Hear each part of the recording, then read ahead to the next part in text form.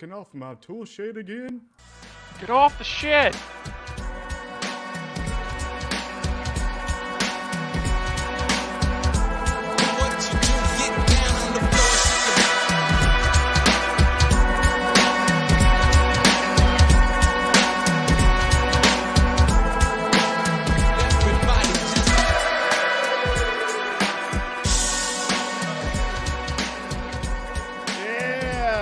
Everybody, what is going on? It is your boy Tvshka. I'm here with the amazing Josh and the beautiful Soul. How are y'all doing today?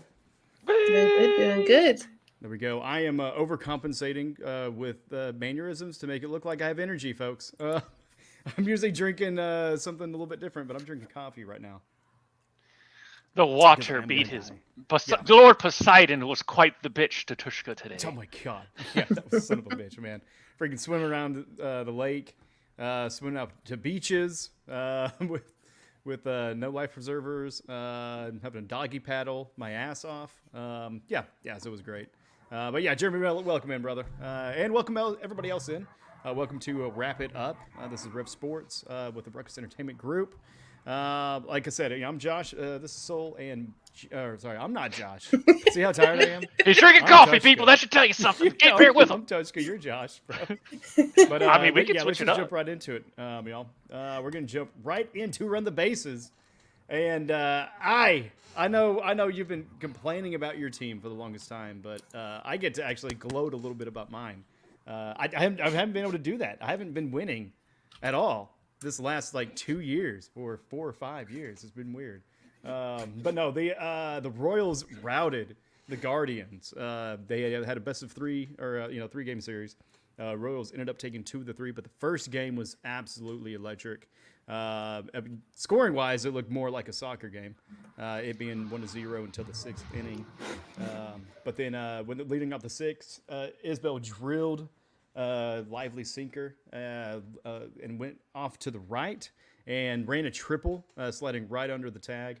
And then immediately behind him, Bobby started not behind immediately behind him, but a couple after him, Vinny Pascantino's sac fly. No, oh my god, I'm all over. Sorry, guys. I skipped a sentence. I don't know why his first name's not there, but Garcia followed up with the another triple. Little Jinker rolled over to the wall, and where most people probably would have went for 2. He ran for 3, slid and got in, and then they got the sac fly to get the lead. But yeah, no, I'm excited for it. Royals, we're doing good, fellas. Keep it up. Let's go. Let's bring another championship. It's been almost 10 years since we've won the World Series. It'd be nice to get another one. Did you guys get to catch any other good baseball games as far as the Major League Baseball?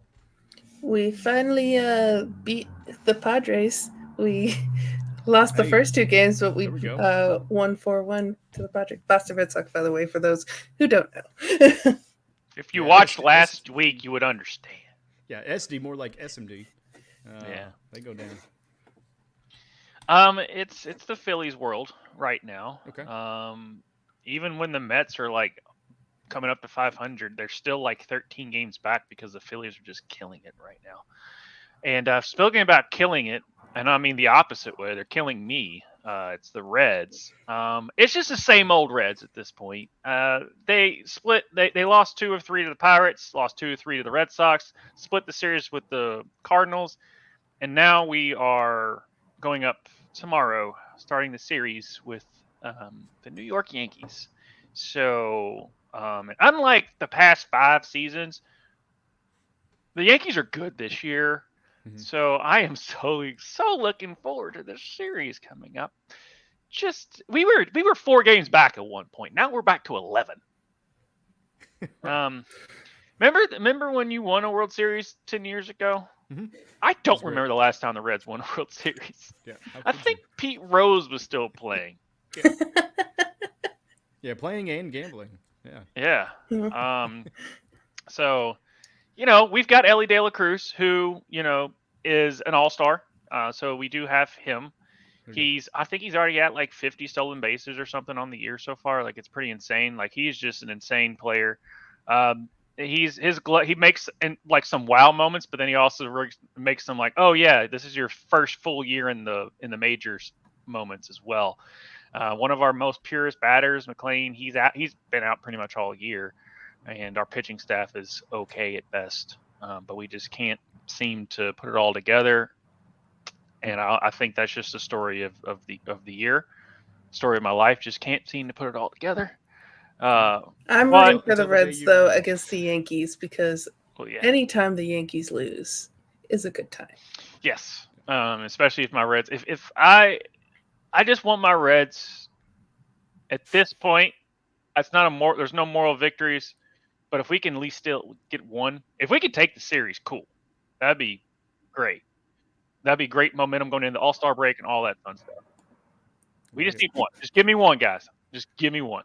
Speaking of All-Star break, Jeremy Miller going, I'm looking forward to All-Star weekend, but I don't want to expect from my Cardinals since Pujols and Yachty retired. Yeah, Cardinals, they're in St. Louis. The only professional team in St. Louis anymore, for the most part. Hey, Jeremy, speaking about Yachty, I was at that Reds game when the Cardinals and the Reds had the brawl that like Cueto's like cleating people from behind the base and stuff. You remember you looked that up the other day, Tvshka, of like I was at that game where it was benches emptying, like it was a brawl. And it all started. I feel like it was a little bit more built up than what it was. No, it was because Phillips was talking. Brandon Phillips was talking shit on the radio after the first game. And then he always, Brandon Phillips, every time he comes out, he always taps the catcher, like on his little shin guard or whatever. Just that's what he does. That's his routine. Well, as soon as he tapped it, Molina got right in his face, and they just next thing you know, everybody was just starts kicking and shit and all that stuff. So yeah, I was there, so I got to witness that. Yeah, no, it was a good fight. Definitely no Pacers Pistons. No. I mean that takes the brawl cake. They fought the city. Oh, dude, yeah, they fought the whole town. They're or like Josh, this one, WKU Marshals. Yeah. Mm-hmm. Yeah, they're like the Warriors just trying to exit New York, you know. Right. But Josh, you go through all that, and I wanted to play you some sad music. I'm sorry, we'll have to get you some more. But shout out Jeremy Miller, giving us some props for the music. Yeah, courtesy of Soundstripe.com. So yeah, if you guys need some copyrighted music, go get it and pay for that shit. And also, Soundstripe, if you want to sponsor us, we're at Ruckus EV. Yes, we would very much love a sponsorship from y'all. It'd be really cool. No, they got a lot of good stuff. But we also got some good stuff in the world of basketball. On to Full Court Press. It's getting a little bit spicy, or spicier. I mean, I feel like I say that every week. But starting off with NBA draft news, Josh, what do you got for us, bud? A couple of French dudes and Bronny James. That's pretty much what was talked about at first. Two guys from France went 1 and 2, and then two Kentucky players went number 3, which is Reed Shepherd, and Rob Dillingham, which went number 8. Here's the fun part about it: those two guys came off the bench, and the Kentucky fans were bitching about it all season. They were clearly the two best players. Cal didn't start them ever. Yeah. I don't know how that worked. And then the other thing was Bronny James. He's 6'1", averaged 4 points a game at USC. I kind of feel bad for Bronny at the end of the day because this is nepotism at its finest. Like he should be in college for his whole career. He shouldn't come out, but when your dad's LeBron James, stuff makes it happen. And LeBron's agent, Rich Paul, who is still dating Adele. I don't know why. I just wanted to throw that out there. It's good news. Yeah, I don't know. But LeBron's agent / manager, all that, he was basically, the scuttlebutt was he was calling around to all the teams saying, if you draft Bronny before the 55th pick, which is where they took him, he is going to play in Australia. And I'm pretty sure if he actually did that, all the GMs were like, okay. Why do we want to... other than just for trade bait or anything like that, I mean, I can see why, but they're just not going to do that. But the other big story, and we'll get to you, Jeremy Miller. I like where you're going with Zach Edey. We'll stop. We'll get to that later. But I can't bury the lead here of what transpired after the draft was over. Duke player Kyle Filipkowski. I'm sorry if I mispronounced your last name. It's tough. Filipkowski. So anyway, he was like a blue chip 5-star. We thought it was going to be one and done. When his freshman year comes back, Duke's highly talented going into last year, and they decide, and then he finally comes out this year. We're thinking he was in New York, thinking he was going to be drafted at least in the first round, much less a lottery pick. People are saying he falls out of the first round, and then the internet started going weird. So there's a lot of alleged things saying that his girlfriend, who is 26 now, 26, 28, she was 24 when they met. She went to his prom at 24 years old. He's 20 now. They've been together for so long. You can do the math on that part. And apparently his brother and mom have went to Twitter and said that she basically has groomed him into being like real Mormonism, and basically he's excommunicated. He doesn't talk to his family anymore. And the kicker of all these weird stuff that's happening, he did go in the second round, and he went to the Utah Jazz, which I think is just so funny. And you thought it stopped there, but no, the Jazz just gifted him, came out today, a Karl Malone jersey, who was great when he played, but there's been some scuttlebutt that he also liked younger people. Yeah. So, I know military terms. So, do you think there's scuttlebutt-free going on with Kelly Kapowski? I think his name is Kyle, not Kelly, but it's close. It's I also like Filipowski, not Kapowski, but that's cool. The jokes are better when we explain it, y'all. But yeah, this is weird. I don't know if y'all was able to look into it or anything, but this is just a lot of alleged, guys. For the sake of the show, a lot of alleged. Alleged grooming. Right. But I mean, when you got that kind of evidence kind of stacked up, I mean, it sounds like a Mormon conspiracy. Let's get Tom Hanks or Nicolas Cage on this, and let's get to the bottom of it, folks. But yeah, any other thoughts, Sol, on the NBA draft? Bronny James or Kyle Filipowski? I just loved all the memes that came out with Bronny James being drafted to the same team as his father, where it's like, if Bronny doesn't pass the ball to his dad, like when they get home at night, what's LeBron going to be saying to him? RDC World 3 did, or World 1, sorry, did an awesome skit of him in the locker room his first time, and LeBron making him part of the starting 5, even though he's like, no, I want to earn my spot. He's like, no, you're starting. Yeah. So go check that out. They're really funny. They do a bunch of funny LeBron skits. We were just watching a Doc Rivers skit before coming on here, so they're really good over there. Yeah. I don't know. The Ronnie thing. I mean, at least nepotism isn't just white, so that's good. It's good to see some diversity, inclusion, and nepotism. Some DEI there. Yeah. In DEI, guys. Yeah, but he's not even going to play the first year. I mean, he's going to be going to the G League or as far as development league. We'll see how much he stays in the G League. Yeah. But I'm agreeing with you. He shouldn't be in the league. Yeah, I can't imagine they would start him. My big question is like, is he still going to get grounded? I mean, for you know what I mean, like acting a fool or not playing well or something. Ken Griffey grounded Ken Griffey Jr. Yeah.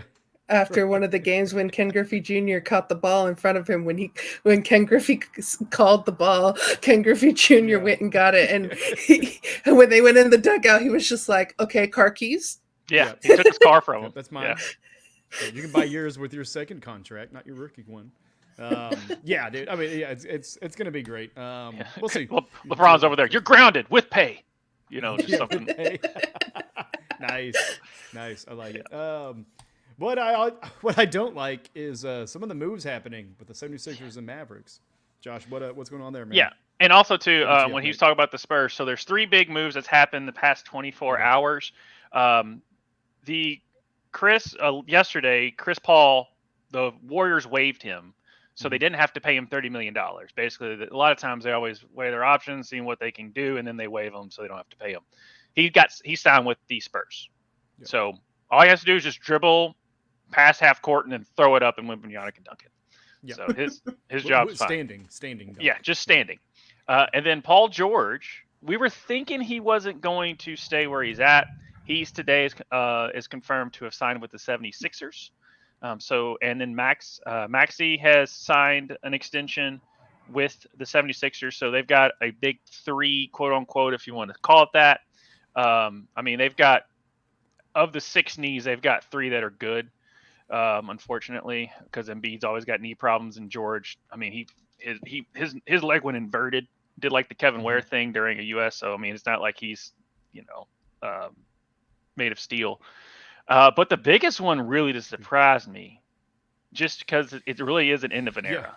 Yeah. We figured Clay hasn't been the same for the past 2 years, but to see him actually sign with another team as in the Dallas Mavericks, and all they need him to do is just be like, Clay, just give us like 5 3-pointers a game. That's all we need you to do. Mm-hmm. But it's just weird. That's one that really took me. It wasn't Paul George. It wasn't Chris Paul. It's just the end of an era of that quote unquote dynasty that they had. Mm-hmm. Mm-hmm. Yep. So, got any thoughts? No, I agree with that with Klay Thompson. That's when I saw that in the rundown, I'm like, wait, what? Because you just always view him as a Warrior, and now he's gonna have a Mavs shirt on, and it's gonna be weird seeing that. It's like when Wade went to Chicago, and we saw him with a Chicago shirt on, and then he went to Cleveland and had a Cleveland. I'm like, no, you're supposed to be in a Miami shirt. What are you doing? Right. Yeah, quit going around collecting jerseys, you son of a bitch. Yeah, dude, I don't know. I mean, with the Mavs, I mean, of course, they made it to the finals. They needed a little bit of extra something, and I mean, we'll see if Klay Thompson is that little bit of extra that they need. Definitely increase some of the range, but yeah, like you said, I mean, he's kind of getting into a little bit maybe the backside of his career. I wouldn't say the twilight, but yeah, very surprising. Paul George, I mean, I think he's just punching his card at this point, going to all the different teams. We enjoyed having him with the Thunder, but. Good luck, y'all. With those deals and the new teams. And my Venmo, I can post the link. So, Chris Paul, when you watch this, my Venmo is down below. If you want to donate to the Josh Mabry Education Foundation, which has just educated me on how to spend the money you donate to me. That's pretty much what it is. So, if anybody wants to donate to that, such a good cause. Yeah, snap down below. Good luck with that height differential. Right. Picture. Good Lord, it's like came up to his kneecap. But I was about to say, well, speaking of biting kneecaps, but we don't have any football. We don't have any football yet. But a couple rundown before you move on, Tvshka, if you want to click on some of Jeremy Miller's comments. Yeah, go ahead. I'm not looking at it. Yeah. So he was, the biggest surprise. Yeah, because people were saying like, where do you draft Zach Edey? People were thinking he's going to be a late first round, early second round. No, he went 9th. So, and he didn't even show up to New York. He was chilling with, he did a Caitlin Clark-esque. He decided to stay home and have all of his teammates there with him. There you go, Tvshka. I like the Thunder draft pick of despite coming off the ACL. So, hey, if they think he's still good enough with a couple of tendons and a knee, there you go. You're still good there. Yeah, you said earlier we're not made of metal. We could be. Right. Okay, we could be. That was some people were throwing out there that the Celtics were just going to draft Bronny just to troll, right. Just to troll the. That would have been hilarious. Yeah, they took the ring from everybody, and then they're just going to take Braun away from his dad. Yeah, he did come off kind of douchey. But anytime a Caucasian puts on a Duke jersey for some reason, he just becomes a douche. Okay. There's literally is like people have sit around the table and talk about like who is the most hated Duke player, and it's just like Christian Laettner. It's right, they're let's move along. JJ Redick. We're not gonna be able to go through all the questions. So if you want to go ahead and get us caught up in the world of the WNBA. Yeah. Well, first off, we have Just Women's Sports, which they're a media company that focuses on uplifting women in sports. Or so they say. Recently gotten into a fight with both Asia Wilson and Dawn Staley, which I would never fight that woman. Like, are you not scared? She will stab you. On Tuesday, June 25th, on their podcast, which has now been taken down, but the internet lives forever. Right. They went after Asia's Nike logo, which she just recently, a few weeks ago, debuted what her Nike logo is. So we have a video for that. Yep. We got a video. There we go. Is that you, Josh? You got Yeah. it? Okay. That's me. Asia Wilson's signature shoe logo. Do we like it? It looks like a vertebrae. It looks like it should be in your spine. That literally, this is like L5 or something. Like I'm just gonna throw that out there. What is it? She drew a star in the A of her signature, which is accentuated in her logo in an energetic and playful way. I just want you guys to know I How'd I do? interneted the thing. It has the A and then they added some S's. And so Asia Wilson's signature shoe logo. So, Asia did not take too kindly to that, and Asia is not one to normally respond to people talking shit, but she went to Twitter, and we have it here, where she goes, I get people are going to have their opinions and think pieces, and that's all fine and dandy. It's all a part of it, but this is lame as fuck coming from a site that's supposed to be for us. But bet it up. That A collection is about to be so much fun and a great collection for everyone. The only ass I see are the people a part of the segment. And then we have Don Staley, who wrote, you know what? The jig is up with just women's sports. I want to say more, but I'll leave it at this. And by the way, I love Asia Wilson's logo. It's innovative and creative. It's A1. So thoughts on this? Where is that T at, huh? Well, I mean, I didn't know what she was going for with the logo, but I didn't realize it was a vertebrae. I mean, like if you can make a funny joke, then you're gonna make a funny joke. But obviously Asia probably there's no telling how much time and effort and focus groups and stuff like that. So I understand, especially with your first shoe and it's your logo. I mean, that is you. That is a part of yourself. That is your brand.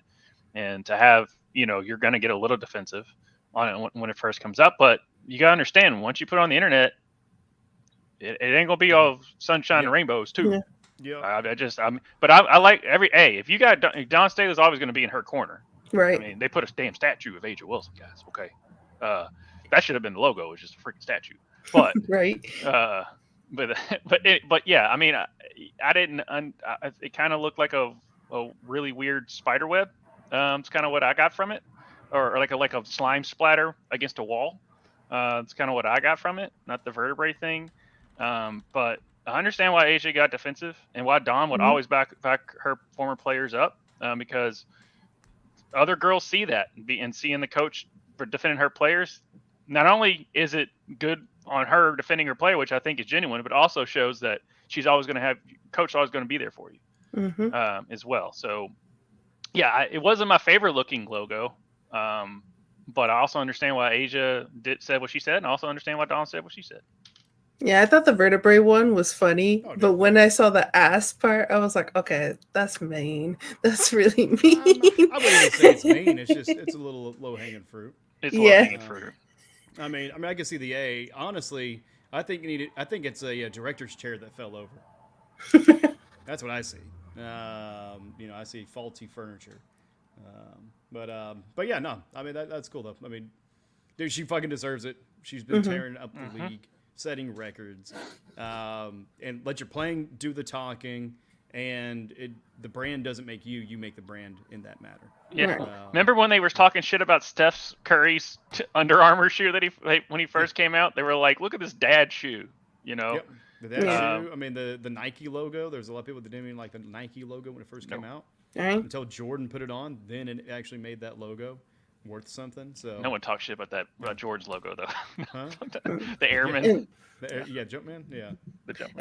And speaking of like letting her play talk, when the Aces won against the Chicago Sky, they put to Twitter, we just want you guys to know we intended the thing, and we see that there's 3 W's in a row for the Aces.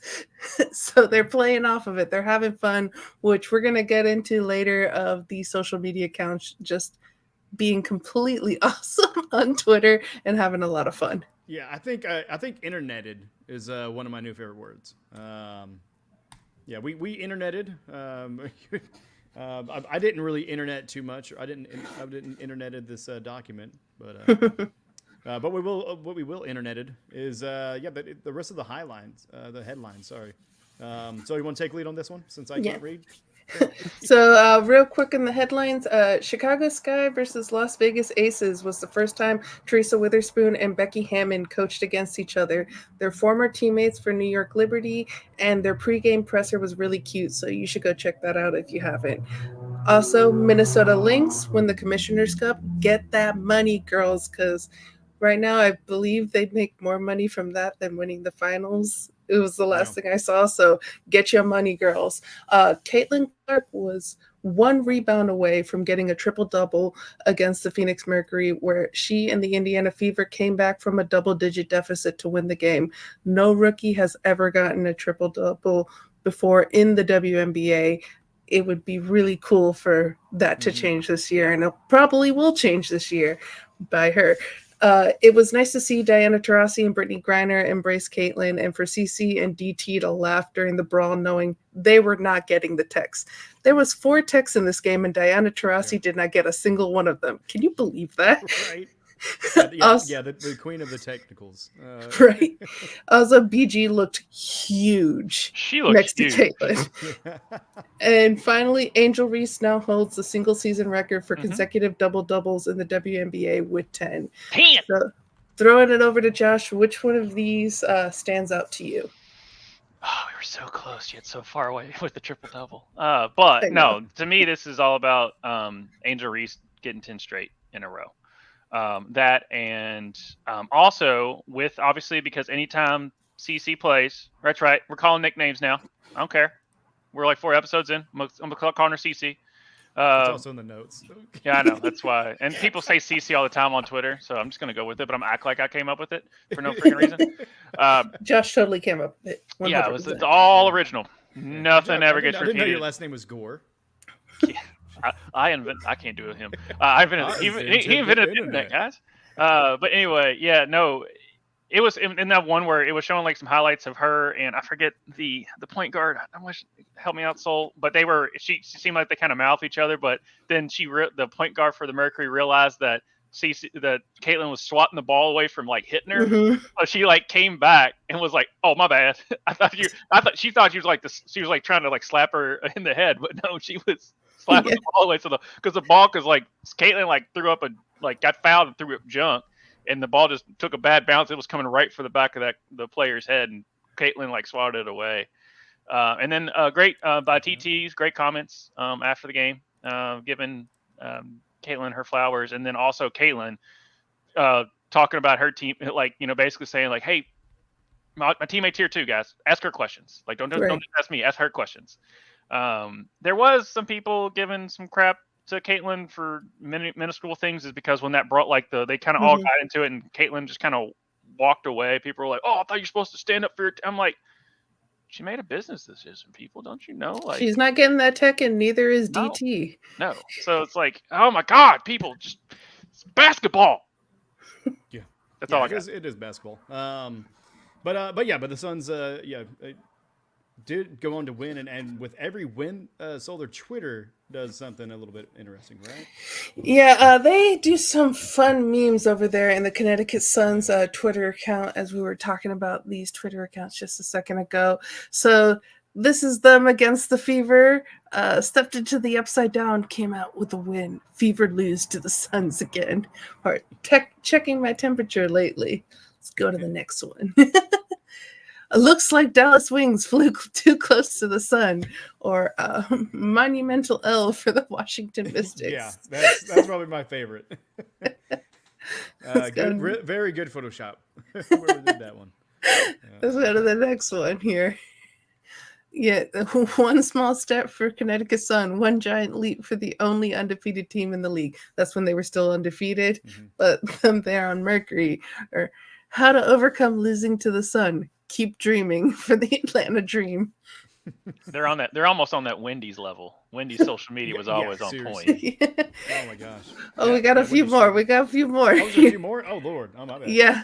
Okay. Let me get it back up then. There, okay. Yeah. Chicago couldn't handle the heat. The Connecticut Sun melt the bean. Yeah. You got everything's bigger in Texas, even the L's. Nice. Yeah. And my favorite one, hey Drake, we finished what you couldn't. Oh wow. Oh no. Oh no. Oh no. Oh no. So, which Fucking one was call your it. favorite, and which one? How do you man. feel about the Connecticut Sun's Twitter account? Yeah. Mine was definitely the monumental L. Oh, you took mine. Yeah. Well, I said it in live. What's your other one though? We'll go through them, Josh. So you Yeah, got go the, through them real Drake, quick. You got the melted bean. You got the everything's I like the melted bean. That was cool. But yeah, the overcome the losing to the sun, keep dreaming. Yeah. Right. The undefeated, and then the I like the reference there. Bakerus. Yeah. Yeah. That's cool. Flying too close to the sun. Yeah, checking the temp, and then also the upside down. Yeah, good stuff. Good stuff. Connecticut Sun's, as Jeremy Miller says, Connecticut Sun with the burns. Yeah. All right. Exactly. All right. That's a golf clap. There That's you a go. golf clap. Good job, Jeremy. We did it. That's why we appreciate you. Yeah, Jeremy, you may quickly get your spot as a writer for the show if you can come up with good stuff like that. So been doing a tremendous job. He also says about the logo. Okay, it's not good, good, but it's not the Clippers' new logo. Yeah, there's worse rebranding going on for sure. Mm-hmm. Then also talking about the Warriors. Thank God, Warriors Dynasty is over the fake rings in Dynasty ever. All right. Ooh, I don't know if it's fake, but them's I fighting saw 'em. words. I saw them. They won. Yeah. Yeah, they did. I mean, nobody else was really seemed to be doing shit during is that the time. Heat? Is the Heat? Are you gonna sit there and tell Soul that the Heat with those trios is a fake rings? I don't think so. Yeah, no, those are real Wouldn't rings. Speaking of rings, though, we're gonna go ahead and move into the Olympics, which I have not created a graphic for. 5 multicolored rings. Yeah, we'll just go ahead and just pull up the novelty acts one.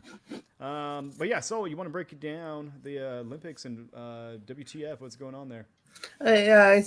Sticking with basketball, Derek Hamby. Wow, I can't speak. Derek Hamby has been named to the 3v3 team as Cam Brink's replacement. So we got one LA Spark replacing another LA Spark.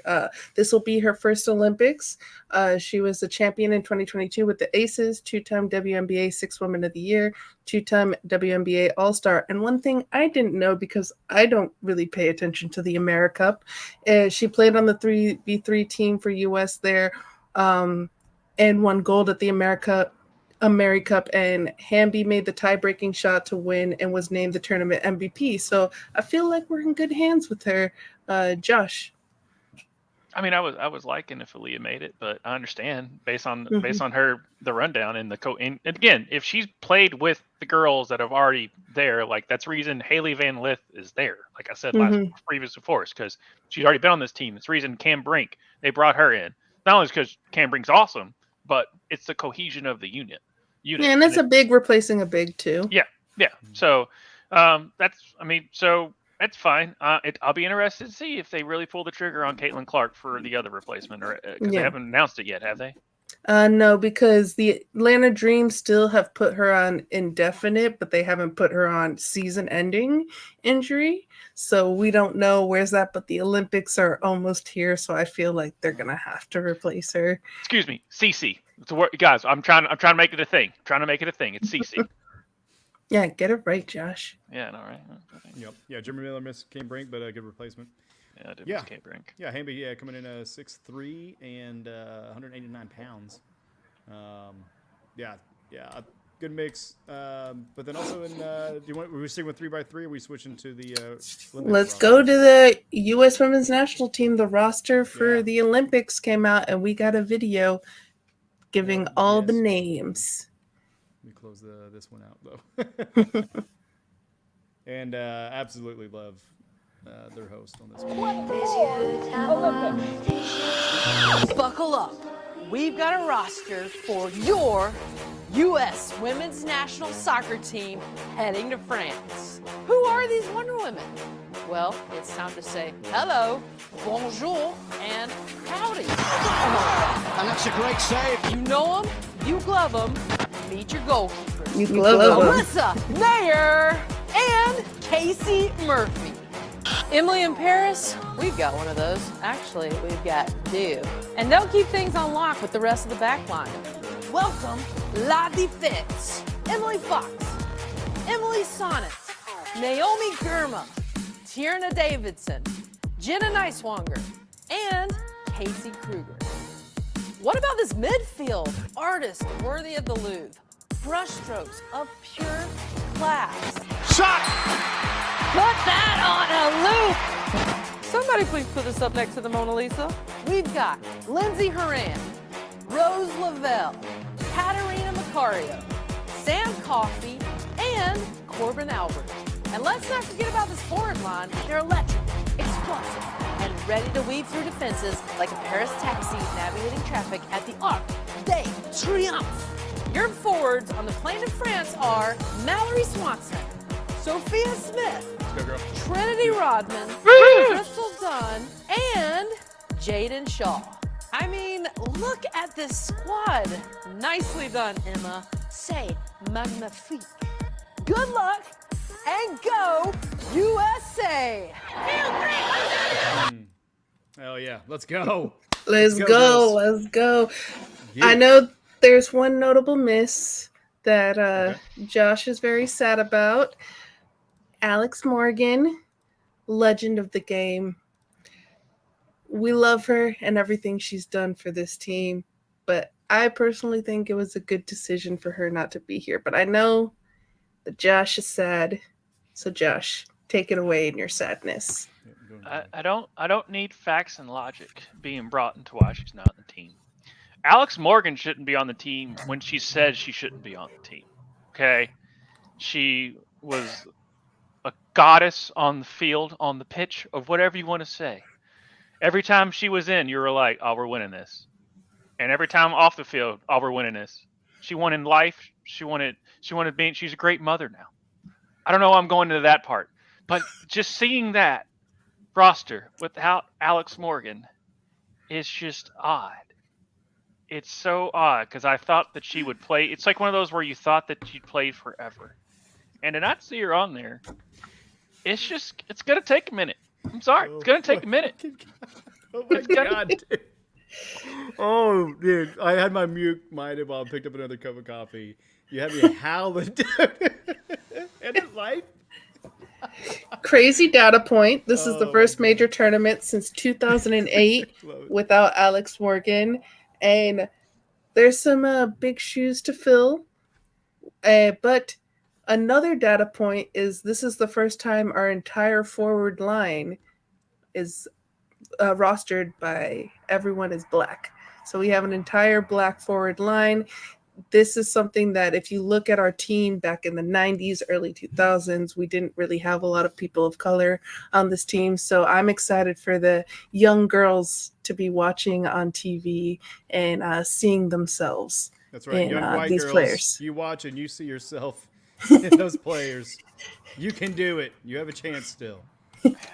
But University of California's finest won't be on the field in the red, white, and blue, and it's just it's going to take some time. But the fact that at least if she's not going to be in that position, Rodman is, so I'm okay with. So now your girl is Rodman, right? That's what I'm saying. Like it's a good transition. Same position basically. They're both front. They're both. I don't know. The quotation is my thing. What jobs? Love it, yeah. Blacksmiths and yeah, I don't know if you pulled this one up, but talking about the surprise that no Alex Morgan. Yeah, I mean, like the last game we kind of watched with her, I think collectively, I mean, you can kind of see, I mean, a little bit of missteps, not as spry or as quick. I mean, still good. I mean, still kick the shit out of me on a pitch. Pitch please. But no, it's one of those things where, it's just that time. It's that changing of the guard, and so I love it. We just, I mean, it's cool for black people, but come on, where's the natives? Where's the natives at, y'all? Right, give it to us. I know there's a lot of Canadians that'll kick the shit out of some of y'all in soccer. But yeah. So anything else with the team itself? We're going to take this down a little sour note for a little bit on the team. Sorry I asked. I know. The only part that I don't like about this roster is Corbin Albert. For those that don't know, Corbin Albert got major backlash for liking and reposting horrible transphobic and homophobic posts on social media. She also liked a post that wished harm on Megan Rapinoe in her last game, which that's not great. No. But if I were to push all of that aside, push the terrible post aside, I just don't think she's that good of a player. And it's one of those where people were joking online that this is a controversial choice by Emma for both what she posted online and also for her not really performing on the field. She's not like a Carly Lloyd, where Carly Lloyd, you might not agree with her, but she's a legend of the game and was like a fucking beast on the field. You don't mess with Carly Lloyd on the field. Right? This Corbin Albert's not that. Yeah. And we have like some of the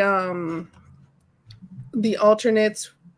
One of them is Corey Bethune or Hal Hirschfeld. I feel like Corey Bethune would have been a better choice, or Lily Johannes, who maybe Lily Johannes decided not to play with us yet because that would cap tie her to the U.S. She's also eligible to play for the Netherlands. So, yeah, I don't understand this pick by Emma. I want to trust Emma, but even in her one of the pressers that she recently did, she said the boos at the game, which Corbin Albert has been audibly booed, you can hear it on TV, has been getting to her. And I'm like, well, if I'm the opposite team, I'm going to tell my fans to boo her if that's going to make her play bad. So post were terrible, but put that aside, play is not great either. So I don't really understand her being chosen.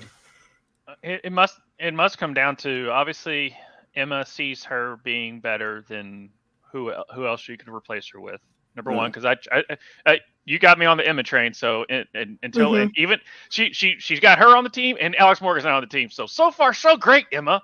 But that being said, what you say off the field, it does have repercussions. But you wouldn't be on the team if the team didn't want you on the team. If they did a Rudy thing, for the OSMC Rudy, the coach was still not going to let him dress for Notre Dame. All the team basically said he can start for me, start in my place. So basically, that's the team can rally around and kind of mutiny type thing. If they really don't want to do a reverse Rudy. They would do a reverse Rudy. You have my jersey. Fuck that person. Yeah, I'm not playing.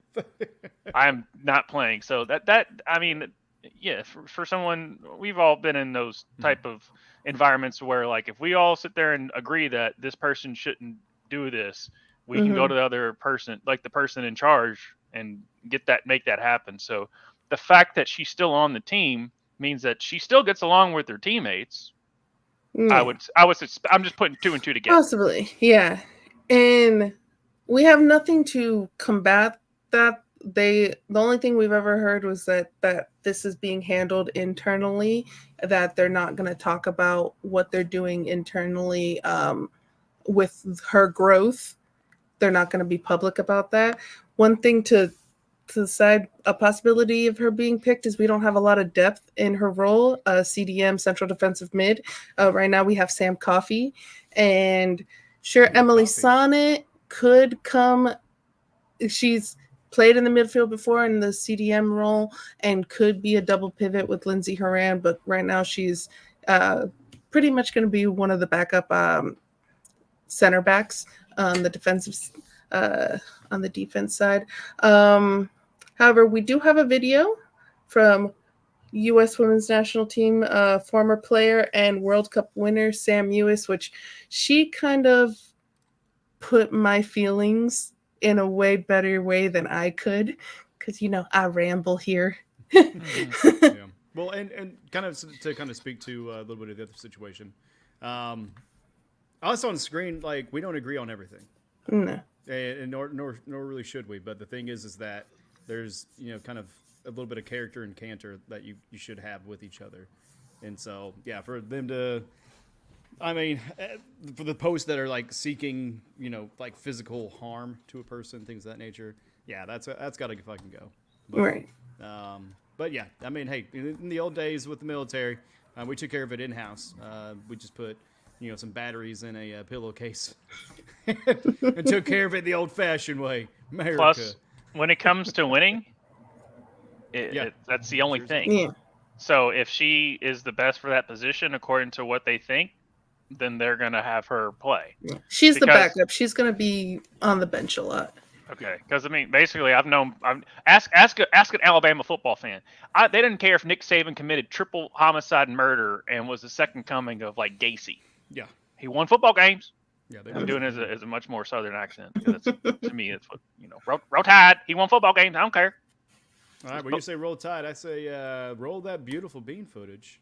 I also just have to add here, Corbin Albert's selection to this roster is upsetting to a lot of people, especially within our women's soccer community. Earlier this year, Corbin had shared some homophobic and transphobic content on her social media. While the team has expressed that they are handling it all internally, and Corbin did issue an apology on her social media, fans and supporters of the team haven't been privy to any work or ongoing conversations regarding the situation.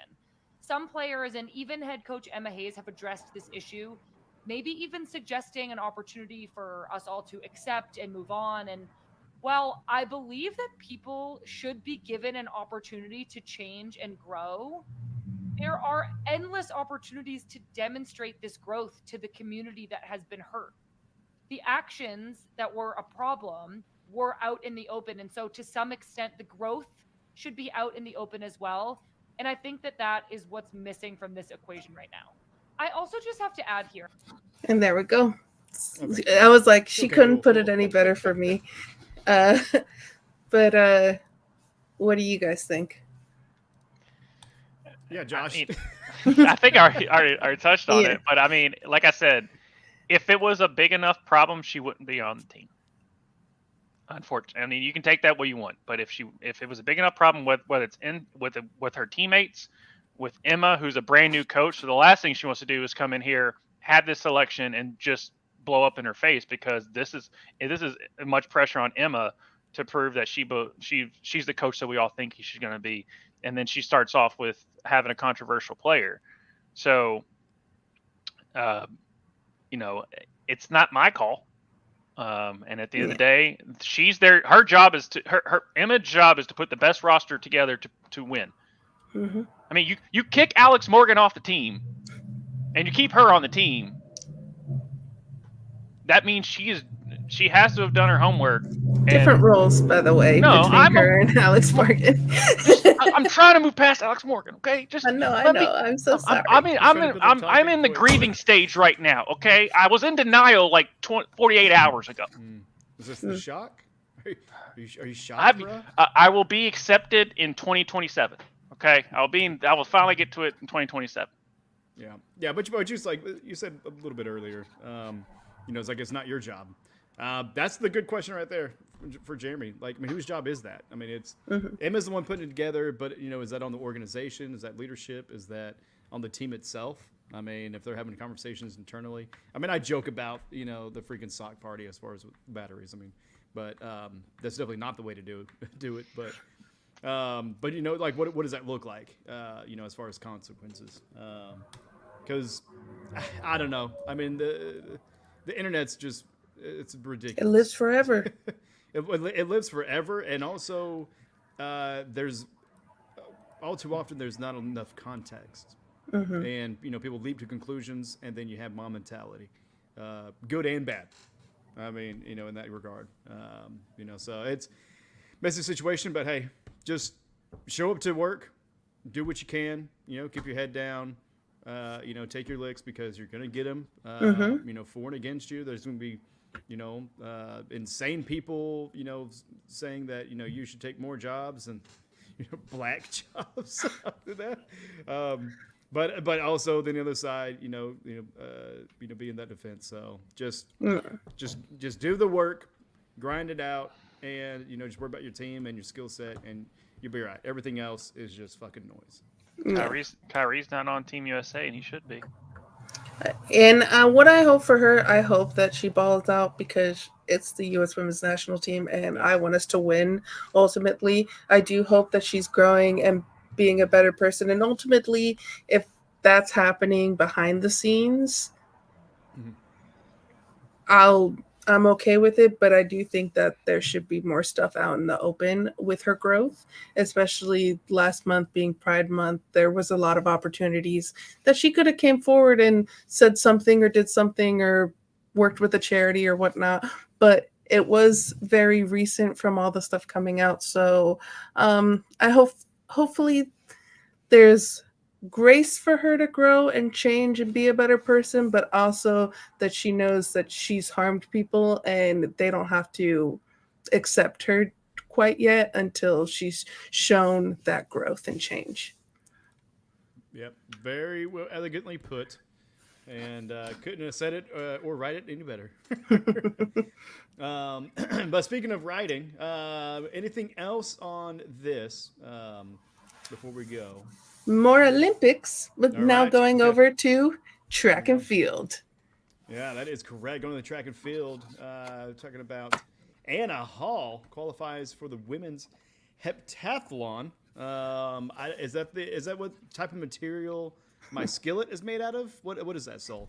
So the heptathlon, instead of the decathlon, this is 7 events on the women's side, which is 100-meter hurdles, high jump, shot put, 200-meter long jump, javelin throw, and 800 meters. And she won this after having a knee surgery 6 months ago. So I'm really, and there's been some other people down the list that we're going to talk about that had surgeries or knee surgeries and have come back and freaking balled out in these Olympic trials, and Anna Hall is one of those. Oh shoot, I just got knee injections. Maybe I should get knee surgery. Maybe I would have swam a little bit better today. But yeah, that's awesome though. Josh, anything on that as far as for Anna Hall? I mean, all I love the flans. It's like the one thing I look forward to is just like when it's like late, and especially like during the Olympics, it's like the last event to always go is like one of the flans going on because they're always doing like every event known to man in track and field. So it's just like, oh, we've got done with the 400. Yeah, but this person still got, the shot put and shit to do. So I always like that. Yeah. Thrawn is the new villain in the Star Wars universe, right? Mm-hmm. Or maybe something a little bit different. Yeah, Sol? They're on the right too. Yared Nagusi qualifies for the 1500 meter in second place behind Cole Hawker, reminding that he did qualify for Tokyo, but ended up getting injured right before Tokyo and not being able to go and compete. And you're not considered an Olympian until you actually do the event. So he's finally going to be an Olympian. So congratulations to him, Hawker, and Kessler. There. Yeah, good job. Good job, guy. Going on, we got I don't care. I'm still just gonna fucking do it. Valerie Constein wins the 3,000 meter steeplechase a year after tearing her ACL. In her post-run interview, she emotionally talked about how she only started running on the ground in September and started doing workouts in December and was able to run her personal best time. So again, being injured not that long ago, now going to the Olympics. And on the right there, we got 200 meter with Tokyo bronze medalist Gabby Douglas wins qualifiers and makes it to her second Olympics. Sha'Carri Richardson, she tied her lifetime best in the semis, but ultimately doesn't qualify in the finals. She runs a little bit slower in the finals, gets 4th place, doesn't make it to the Olympics in the 200 meter. And shout out to Mackenzie Long, who she got 3rd there. Her name's right next to Gabby Thomas's. Her mom died this year, and her mom told her right before her died, "You're going to the Olympics." So she was shouting out her mom in her post interview, and it was very sweet. And so one of those things, I was talking to my mom and I was like, maybe her mom was up there and it was just like, no, Sha'Carri, you're not going to do it. My baby needs to go to the Olympics, and like pushed her a little bit on there. So, Right. But congratulations to these ladies. Yeah, definitely congrats. I watched that post interview as well. Yeah, I mean, I may have been cutting onions at the same time. I don't know. But yeah, with Mackenzie, that's a great little note that she kind of talked about her mom there at the end of it. Mm-hmm. Josh, do you think you could beat Gabby Thompson or Valerie Constantine in a race?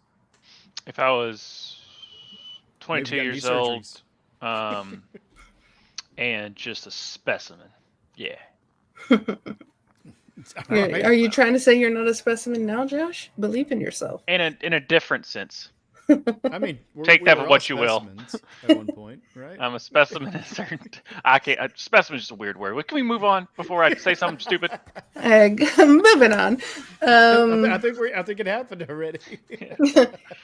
Tara Davis Woodall won the long jump, jumping 7 meters flat. And a cute tradition she has after she performs, she puts on a cowboy hat and some cowboy boots, and her husband lifts her up, which her husband, a hunter, is a Paralympian himself. So he's probably, I don't know when their qualifiers are, but he's probably going to be at Paris as well. Yeah. Well, this ain't Texas. Woo! Yeah, that's so cool. And I mean, he hides it well too. He's got good cut of the pants. You can barely tell it's a Paralympian. But that's just cool. I mean, you gotta imagine there's probably like a lot of couples. Maybe a little bit of hookup culture. Because they're all on, on the road. They're all kind of housed in the same area. But yeah, you'd love to see it. Some of these stories and these relationships kind of starting to kind of sprout up a little bit. So. I'm excited for the Olympics, Bachelor episode, basically. Right. Where we get to hear about what's going on down there. Hey, that's how Megan Rapinoe and Sue Bird became a couple. Yeah. And Josh spoke of her earlier, Sydney McLaughlin, Lavroni now. That's her husband's last name. She is so good. Ties the world record in her finals and the 400-meter hurdles. She can't be beat. She's gonna get gold again. I will knock on all the wood. Don't you do the thing? Don't you do the thing? She's so good. She's so good. Well, we can do this thing, right? And this is history being made. Okay. Wow. Yeah. I thought this was her video. No. Then we have history being made there in the video that Tvshka was showing. First race with 3 runners under 13 seconds in the 110 meter hurdles on the men's side.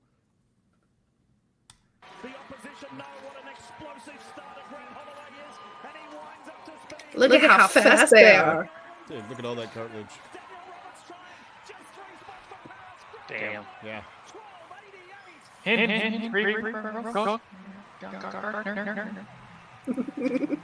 that's a tight race.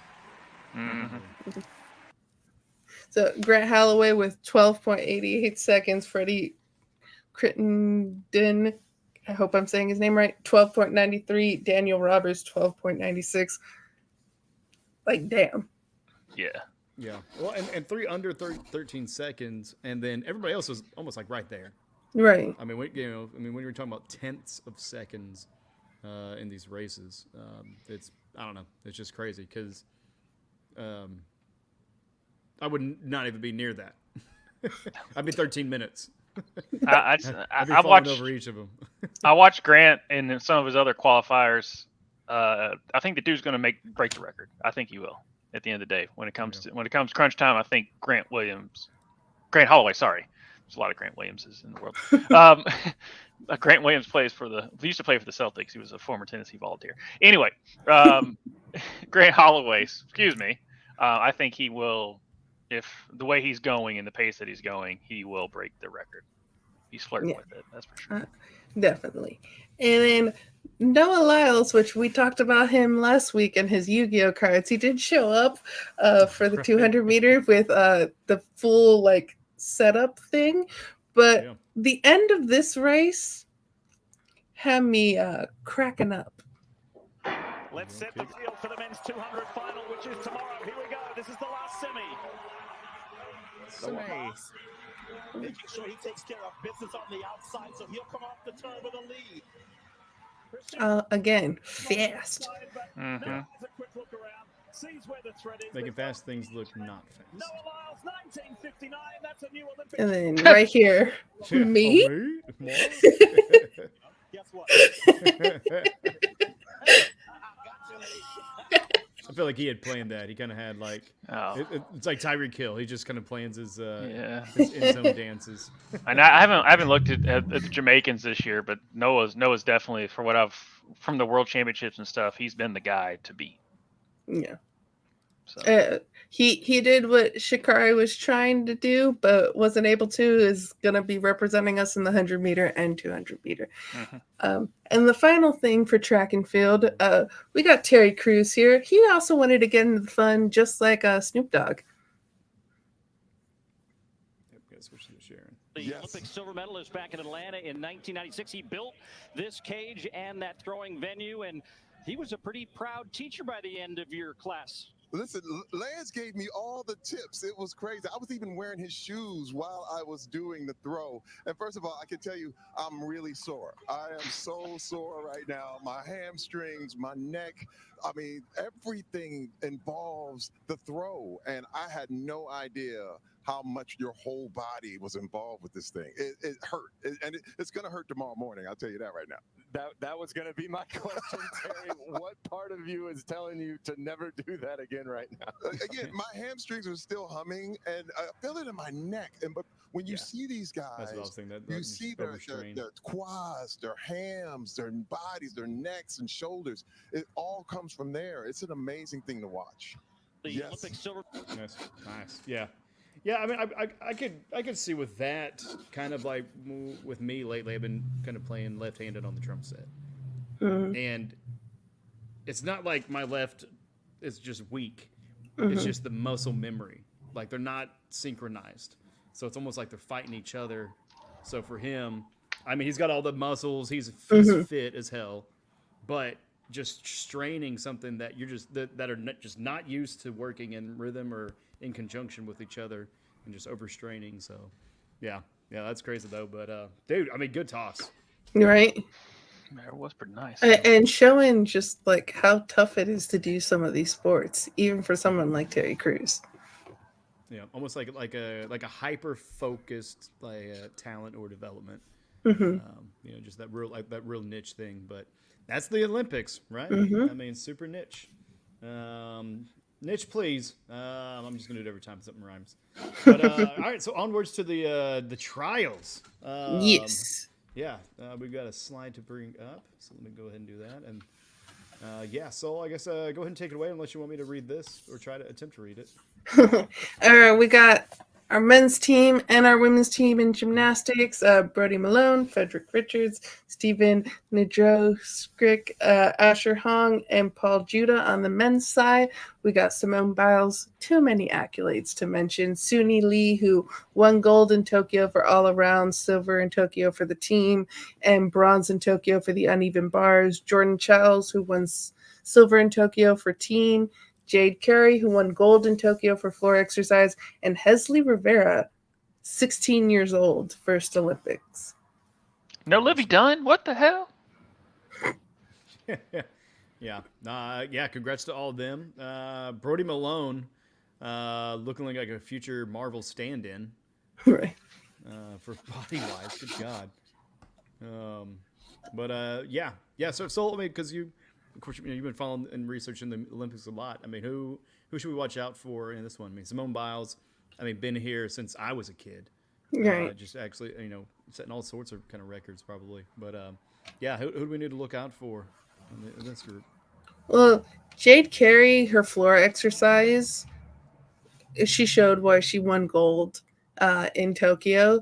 So I'm excited to see if she's gonna do floor as well, because sometimes really you get, okay, this is the team, but then who's gonna do the individual events? You don't really know that until Olympics time. So I'm pretty sure she's probably gonna be one of the people who do the floor event.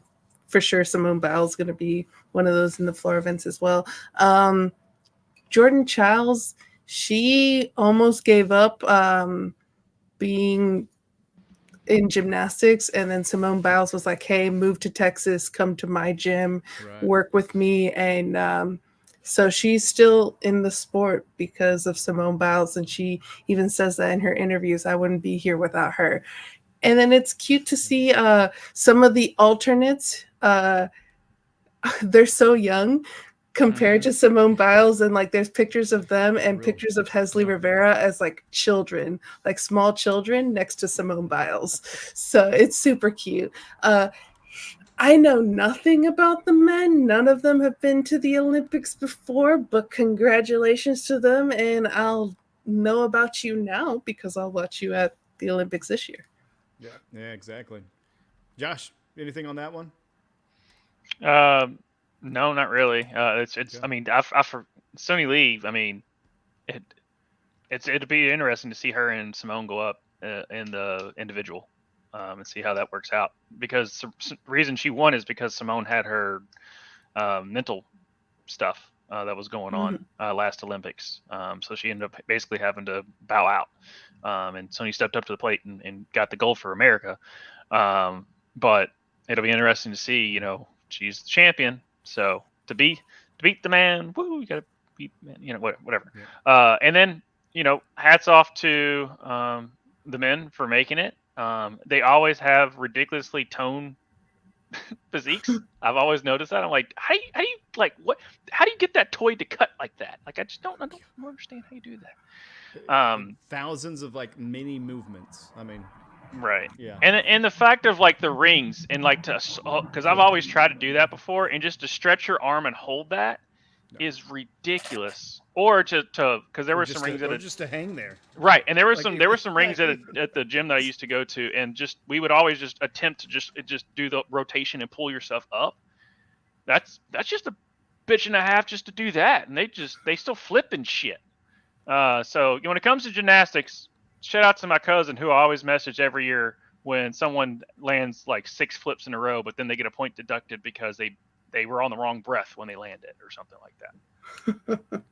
Yeah. Well, speaking of flipping shit and people to watch out for, apparently a Dutch volleyball player was jailed for I'll be right back. 12-year-old. Oh, yeah, that's a good one to leave on. I'm listening. No, you're good. I wish I could leave on this one too. Sorry, let me start it back over. A Dutch volleyball player who was jailed for raping a 12-year-old British girl qualifies for the Paris Olympics.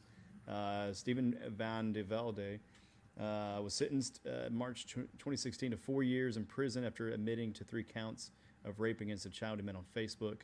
And he has been recently, released since then to Seoul. I know you got more details on this story. Yeah, we definitely don't. Not the kind of article or kind of topic we really want to do, but it's definitely worthwhile. Yeah, and this is something too that there's a lot of minors like Hesley that are going to be competing in the Olympics. So the fact that they're allowing this to happen kind of boggles my mind. But anywho, Judge Francis Sheridan, who was the one who convicted him, said, prior to coming to this country, you were training as a potential Olympian. Your hopes of representing your country now lie as a shattered dream. However, Van de Velde, who was released after serving only 12 months in a Dutch prison, has since been permitted to rehabilitate his Olympic career. This month, he secured a spot in the national pair for Paris Games alongside Matthew Immers. Upon his release in 2017, having served only a quarter of his sentence, Van de Velde, who has cried in court upon learning about the girl's subsequent self-harm and overdose, stated, "I want to correct all the nonsense that has been written about me while I was in prison. I deliberately didn't read any of it, but I understand it was quite severe, branding me as a sex monster, as a pedophile. That I am not, really not. Everyone is entitled to their opinion about me, but it's only fair if they also hear my side of the story." These remarks elicited a scathing response from the National Society of the Prevention of Cruelty to Children, which stated Van de Velde's lack of remorse and self-pity is astonishing, and we can only imagine how distressed his victim must feel upon seeing his comments. Grooming can leave a child feeling ashamed or even guilty because they believe they have somehow willingly participated when in reality an adult has preyed upon them for sexual exploitation. The Dutch Olympic Committee has defended its choice in selecting a convicted rapist for its volleyball team, insisting that the player has shown self-insight and reflection, and that he has been competing in tournaments, again, under intense professional supervision. But yeah, this is absolute bullshit. And the fact that, like, we talked about Sha'Carri Richardson not being able to go to Tokyo because of weed, but then this guy's able to go to Paris even though he's a convicted rapist. Yeah, it's the same thing with. Sorry, go ahead, Tvshka. Oh yeah, I was just gonna say. I mean, probably because he's insanely good. I mean, apparently he's good enough to qualify for the Dutch, or the Dutch just suck at that area. But yeah, definitely not great. Yeah, like you said, especially when other people have been disqualified for less. You know, I don't know if the burden of responsibility would fall on the Olympic organizers or if it's actually on the individual country. I mean, first and foremost, it's the country because they're choosing that person to represent. But yeah, Josh, sorry, what you got, bud? So just to kind of go with what we talked about, just to kind of piggyback on it. So this kind of reminds me of bringing up the NFL, the league that me and Tvshka hold dear to our hearts, and then so when the Dolphins are good. So here's the thing. We've had so many sexual assaults that's happened in the NFL, and they get 4-game suspensions, 3-game suspensions. But if you bet on the sport, you're out for the whole year. Okay. So Calvin Ridley, bet on football. He was suspended for the whole entire year. A guy gets into domestic dispute and beats up his girlfriend, 4-game suspension. So unfortunately, when it comes to sports, the crime doesn't meet the punishment. Unfortunately. Why this guy isn't still in jail, I'm not Dutch. I'm not from the Netherlands. I don't understand. 2, typically, to travel to another country, if you've been committed or you've been if you're guilty of a certain crime, you cannot travel to that country. So I'm also want to know what France's laws are that's permitting him to go there on top of it. So this is a little bit of a layered, disgusting and horrific situation. And like you said, and like I said before, what Tvshka was saying, people are, if you're good enough, they don't care if you commit murder. Okay, it's unfortunate, but some people just care so much about their sports and stuff like that. I don't care that much. But when it comes to it, I do have morals, despite some people's things. But that you get on. But that's basically it. Is that there's a lot of layers of like how is he not in jail? How did the Netherlands still say, okay, you're fine? And how the Olympic Committee was like, fine, I guess it's like the Air Bud thing. Like, didn't say a dog couldn't play basketball. Like, there's how did you not miss? Hey, if you're guilty of rape, you can't play. And then on top of it, what is France's laws on convicted felons? Because I know a lot of times, especially just going with the WWE, there's some people that they can't go to certain countries because they had a DUI, much less get convicted of rape. Yeah, right now in the U.S., I mean, registered sex offenders are allowed to travel. I mean, the mistakes, whether they learn from them or not, stay with them their whole life. I mean, so they do have to live and kind of make a living, but at the same time, I mean, so I think you hit it right on the head as far as the biggest issue is that there are minors there. Like, it's not like the NFL where they can just escort them through a locker room and they don't have any encounter with anybody under 20 years old.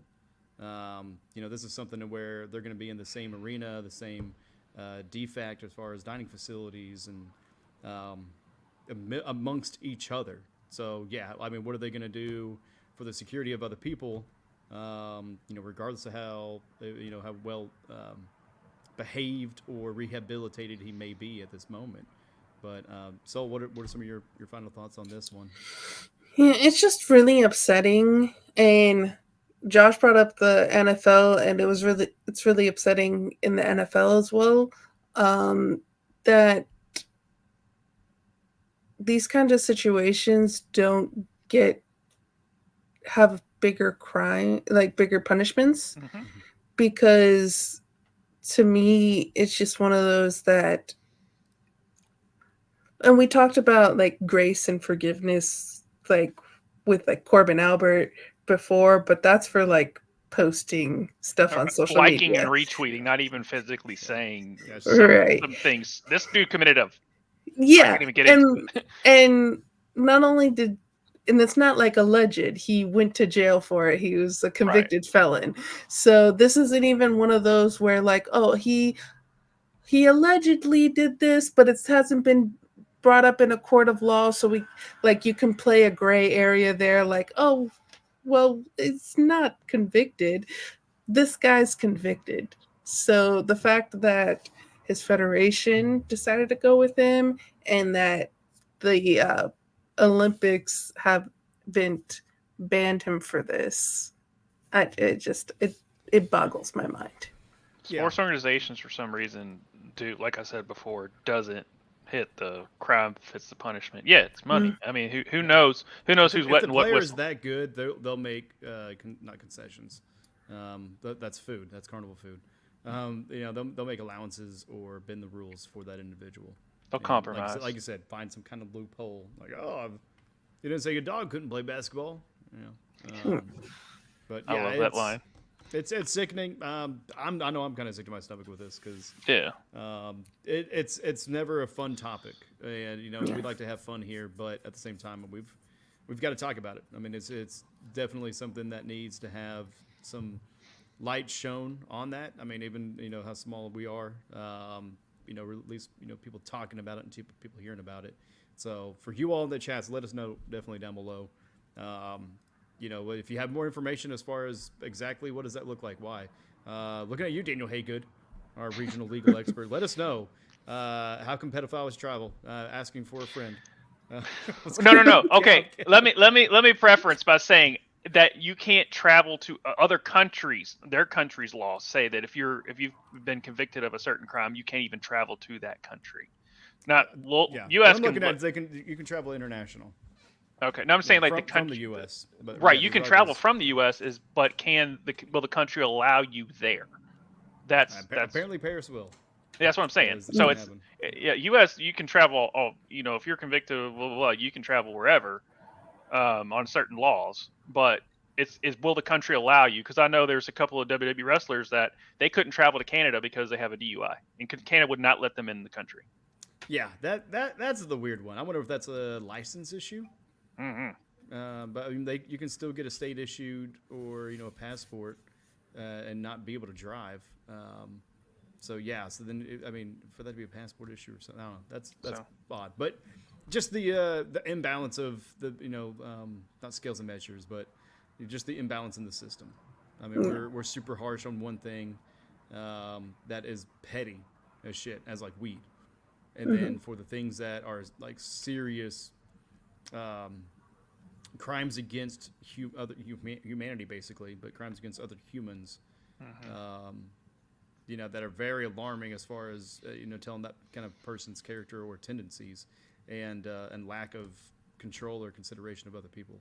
I mean, that's far worse than getting high or drunk driving is not great, but I mean when compared to that, so. Anyways, I feel gross. Lady Justice took her blindfold off and was like, "Really?" And that's all the Olympic news. I do apologize that two of them were a little bit of a downer, but we had some fun. Yeah. Well, gotta find the silver lining in it, folks. But definitely, I mean, you've got to have those conversations. So read the articles for yourself and look up the evidence and such. But let's just help everybody be a little bit better, even if it's by awareness. And someone who makes us always better, Brendan Marr. What's going on? Hello there. Hello there. And then Jimmy Miller is more in baseball. Becomes an Olympic sport and might see Livy with her boyfriend. Livy Dunn. Okay. Yeah, Paul Skeen plays for the Pirates. It's her boyfriend. Baseball was an Olympic sport, then they took it out. So it was like the past like 3 Olympics ago, something like that. It's coming back for LA, and so like it depends on the host. So like Japan competes well in baseball and softball, so they had baseball and softball.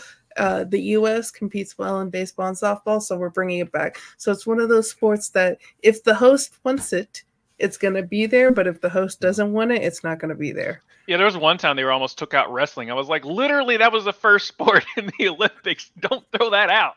Yeah, groping each other was the very first sport, guys. Yeah, kind of. I'm just kidding. I make fun of all the Brazilian Jiu-Jitsu guys around here too with that. Shout out Eddie Gordo. If you know, you know. Yeah. Yeah, for real though. But yeah, good competition. That's just weird though. I mean, like, just kind of stick on that real quick. That the home can just kind of choose what they want or not. Mm-hmm. I mean, it should just be standard, and then just okay, like we're doing with this next cycle for LA 28. Can't host it there. Have it somewhere else. I mean, honestly, even just have one country host and have different locations. It can't. Yes and no. So I thought about that after our last episode, and we were saying like, yeah, it makes no much sense to have an Oklahoma, or maybe you can have this event in this state because it's better suited. But the thing about the Olympics is countries coming together in one spot and competing and getting, cultures and stuff mingling together. So if you're just doing the games, cool. But I think that overall defeats the purpose. And also too, I don't know how the money works out as well.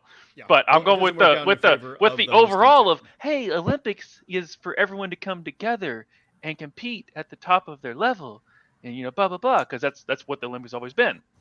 But then also too, when you get down to brass tacks, is it cheaper? How much money are they gonna make? Spread it out or keep it together? Obviously, the World Cup, the FBI came at their butt. Now that's it's all of North America. Yeah. No, I mean, historically though, towns have been decimated from the a lot of the costs, and not being able to pay that back, or just having to put a heavier burden on the tax. Yeah, and I think that's what it was with the baseball, is because certain countries just can't facilitate baseball. Yeah. So it might have something to do with it too. Like you said, Japan, they've got stadiums. U.S., they've got stadiums. So. Yeah.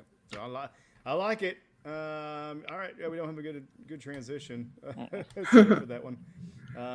Except we're gonna stay here, man. We're gonna stay with Novelty X as far as the branding. Josh, I know.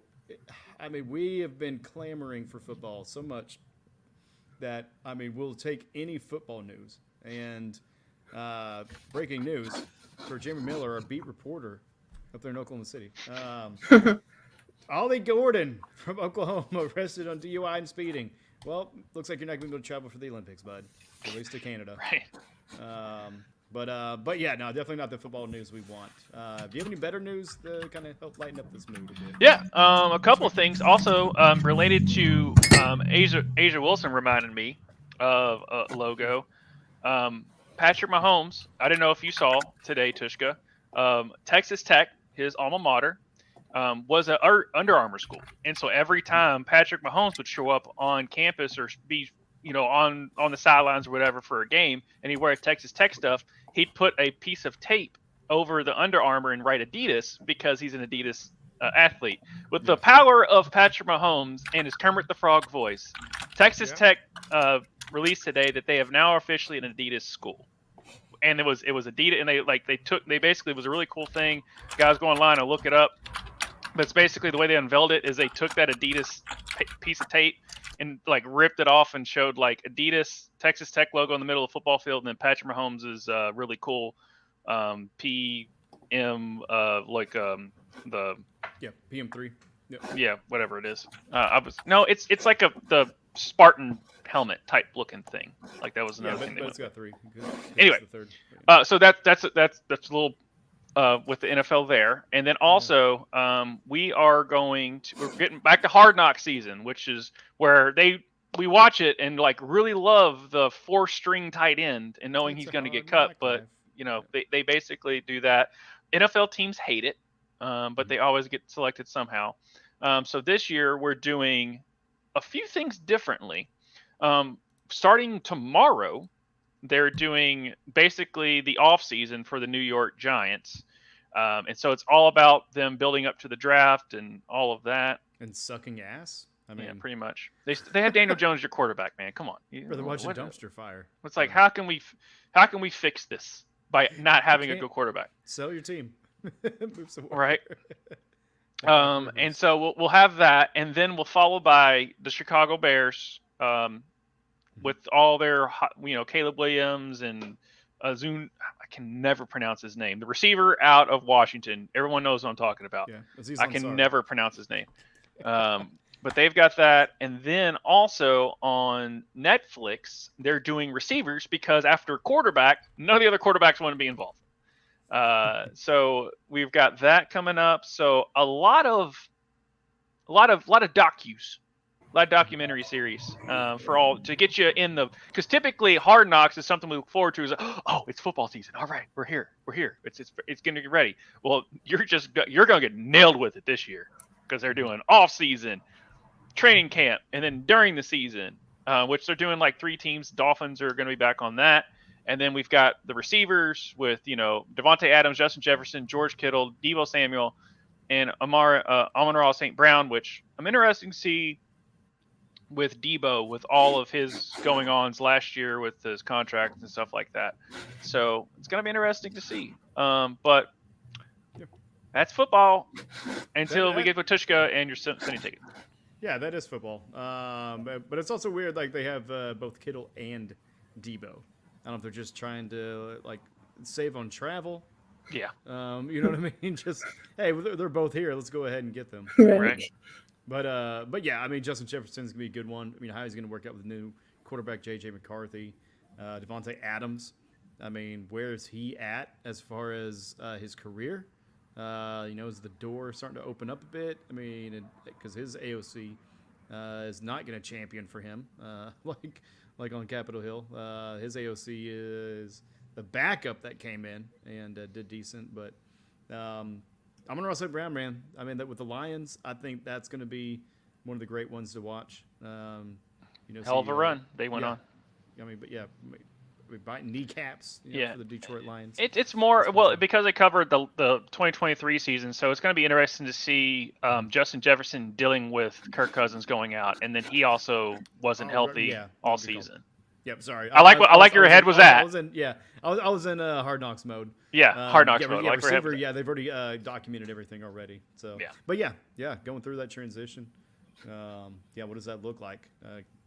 Might be a nice little siren song then for that kind of that friendship there. But and join us for the review where me and Tvshka break it down. Then we ask Sol the hard hitting questions. Which one looks the best? Facts. Yeah. But yeah, no, you can find a Hard Knocks. 0 Miami Dolphins.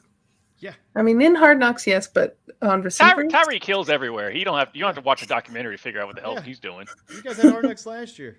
Yeah. Well, they still have it. It's just during the season, both times. Yeah. Although, yeah, they're still getting it. That's weird. No, wait, where do you see that at? Because I'm seeing that the in season's the AFC North. Yeah. Yeah, not Dolphins. Dolphins were last year. I don't think they get it 2 years in a row. Not the North. Sorry, I was thinking AFC East. My bad. Carry on. Yeah. No, you're good. Yeah, AFC North. So that's gonna be Josh lying to me.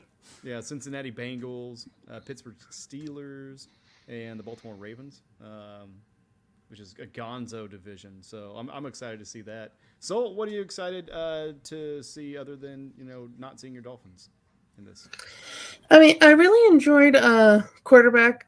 So I feel like with these Netflix docs, even if you aren't someone who watches the sport a lot, you can get something out of it because you're not just getting them as an athlete, you're also getting like their family life, even them training. You're really seeing like the work that they put into the sport. And so you really get to appreciate the sport for what it is and the people for who they are. So I like whenever you can go into like a sports doc and look behind the scenes of a player. Yeah, no, definitely. And yeah, like just like seeing their grind and that dedication. Kind of seeing with Patrick Mahomes last year where, he goes above and beyond and he has his personal trainers with the chief staff. Then he goes and has his own personal training session with when he pays privately. Just to really push his body to the limit, and that's what a lot of these people do. So yeah, that's exciting. What's also getting pushed to the limit in the NFL is probably Roger Goodell's patience. This is kind of been under the radar a little bit as far as the mainstream media. I believe Team Z was kind of a little bit on this, but oh God bless it, one of the hosts of the NBC show, of the football talk show there. They actually kind of brought this up on a couple of different talk shows, but there is a lawsuit that was filed in 2015 by a bar in San Francisco that accused the NFL of creating a system that violated antitrust laws because of the structure of the NFL Sunday Ticket. So essentially, it was kind of shown under the guise that you'd be able to pick kind of your team, or hey, you're paying this much, this is your favorite team, you're going to be able to see all of their games, but that was not the case. You were actually forced into bundling and paying for game access to games that you didn't even really want to watch. So a lot of venues had to go through Sunday Ticket just so they could play some of the games that were not in the local market. So a little bit of that commercially, their hand was forced. Sounds kind of, a little bit petty, a little bit of, oh, well, you said, like the iPhone where, oh, they said it was twice as fast and half the price. Okay, well, they lied, and they got away with that lawsuit, which was a pretty landmark case. But for this one, it's already been passed or decided. The NFL will be expected to pay $4.7 billion to individual fans and $96 million to bars. Now, of course, it's still going to go into the appeal process and maybe even get kicked up to Supreme Court as far as for final verdict. But with a little bit more information and kind of context to the situation is that it's not just the bundling, it's also the pricing too. So there could be like a little bit of price gouging with this because ESPN proposed to actually get the Sunday Ticket because DirecTV was dropping theirs. So that's where there's kind of a new bidding war for Sunday Ticket. YouTube TV eventually got it, but ESPN actually put in a bid, and they were going to price the package at $70 fucking dollars, y'all. $70. Mm-hmm. I mean, hey, we're paying, $20, around the ballpark, some, give or take a little bit for streaming services and apps, right? So $70 for, basically a 5-month product. Not terrible for sure, but definitely very lucrative when compared to YouTube, who actually got it. So YouTube is behind an already existing paywall that is several $100s. And their lowest price currently for a Sunday Ticket is $349. So how much bullshit is this? And are you going to get Sunday Ticket now? Didn't get it originally, not getting it now. Absolute bull crap. And I would just be like, the football fans should just protest and be like, no, we're not watching it. Sorry. Bye. That's going to be tough to do. I'll tell you that right now. I know. That's like asking me to stop drinking water. All right. Do you pay for Sunday Ticket? Cheers. No. So there you go. I don't have to pay for Sunday Ticket. But don't tell me to stop watching football altogether. Okay, you can watch football, but you can't do watch that it to on, me. You're not Don't give me allowed. a selfish choice. You're not allowed to watch it on Sunday Ticket. Oh no, I've never watched it on Sunday Ticket, so we're good. Yeah. I mean, if you're Cowboys, you guys still get primetime games. I know there for a little bit, CBS All Access, I believe it was called at that time. Now Paramount Plus. You were able to choose your zip code. So I would choose Kansas City zip code so I could get the local news, but also really more so just so I could watch Chiefs games with the local. So they put a stop to that. But yeah, I mean, it's kind of forcing the hand of businesses. So, Josh, have you guys ever had a Sunday Ticket? Because if so, you guys could be entitled to damages and restitutions. No, we never had Sunday Ticket. We do the updated sports package through YouTube TV, so we get Red Zone, which we love Red Zone. It is a godsend of a broadcast. There's really nothing that makes me tear up every Sunday than when Chris Hansen says 7 hours of commercial-free football. Okay, those are magical words put together in a sentence. My family also pays for Red Zone, but through Xfinity. Yeah. So, and it's very cheap. I mean, that's that channel exists just to do that, and that's it. So shout out to Red Zone. That's probably the greatest invention known to man. Fuck you, Wheel. We don't need you anymore. We have Red Zone. Yeah, Red Zone. Shout out to Game Day as well. The Game Day podcast. They do a good job with that. Mm-hmm. I like that one.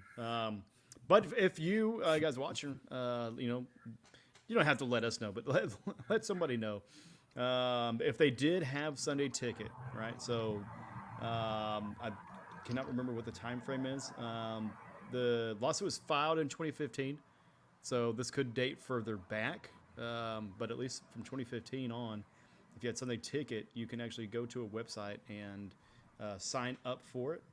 We'll try to find the link and put it in the chat below. But for the short answer, basically 2.4 million fans who purchased Sunday Ticket will take home around $1,958, and the 48,000 business owners will net $2,000. They're inflation adjusted or whatever, but yeah, as far as restitution for this, so yeah, sign up for it. I'm sure we're going to see a bunch of freaking commercials. Did you own Sunday Ticket? Or you may be entitled to damages. Call me now. So yeah. But we'll see. We'll see what happens in the appeal process. The NFL is a freaking conglomerate that has a higher GDP than most countries, including America. Really. With this economy, but yeah, it's gonna be interesting to kind of see how that all shakes out. But we're not done yet with the novelty acts, guys. We've got one more. You thought hockey was done. You thought it was over, but it's not. It is definitely not. So what have we got going on here? The Florida Panthers were just going to bask in the glory of them winning the Stanley Cup for the first time ever in their history. Suck it, Canada. Let's see the final puck being put on the board. Wrong one. That's not. It was supposed to be Josh first. Oh, Josh's? Okay. Yeah. All right. Well, it's in the notes. There we go. okay, well, This one. I think Paul deserves the last puck.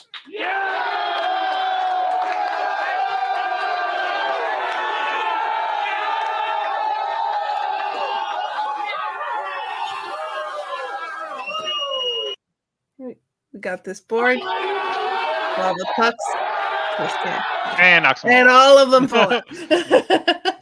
Who cares about the other victories? The only one you care about is the last one. And here, because, and I hate hearing myself back, for Josh, let's hear the Panthers winning because we know how much Judge loves the announcement. 23 seconds left. 2-1 Panthers. Fans to their feet. Bouchard has missed Draisaitl. I like the guy in the down to background. our right. Forsling in the corner. He'll try and hold this. 10 seconds left. 2-1 Panthers. A dream 30 years in the making is a reality. The Florida Panthers. Throws us water too. The Stanley Cup. Lord Stanley is coming home. You always will have a place in South Florida. Oh my God! We're going to get a Panthers timeshare. have won the Stanley Cup for the first time in franchise history. Yeah! One calm, one losing his The mind. Panthers have done it. Stanley Cup champions! Oh. The guy in the back looking like D Madness. I can't quit that guy. Whoever you are, shout out you, because I don't know if it's his voice, it's the way he delivers it. It's just the epitome of corny, but it's just like one of those things I can't look away. Like it's just the 4 big bites out of an apple and Lord Stanley's coming home, and I'm like, but I can't stop watching you, man. That's why they pay you the money. I can't. Like, just for y'all know, I was just like, I've talked so much crap about him earlier, and then we said something, and then I found the video, and I just texted it to our group chat, and I was like, I can't quit this guy. I can't. Josh has been converted. And you've got me, dude. Josh, the final video here for let's see the Stanley Cup going into the Atlantic Ocean. Yeah.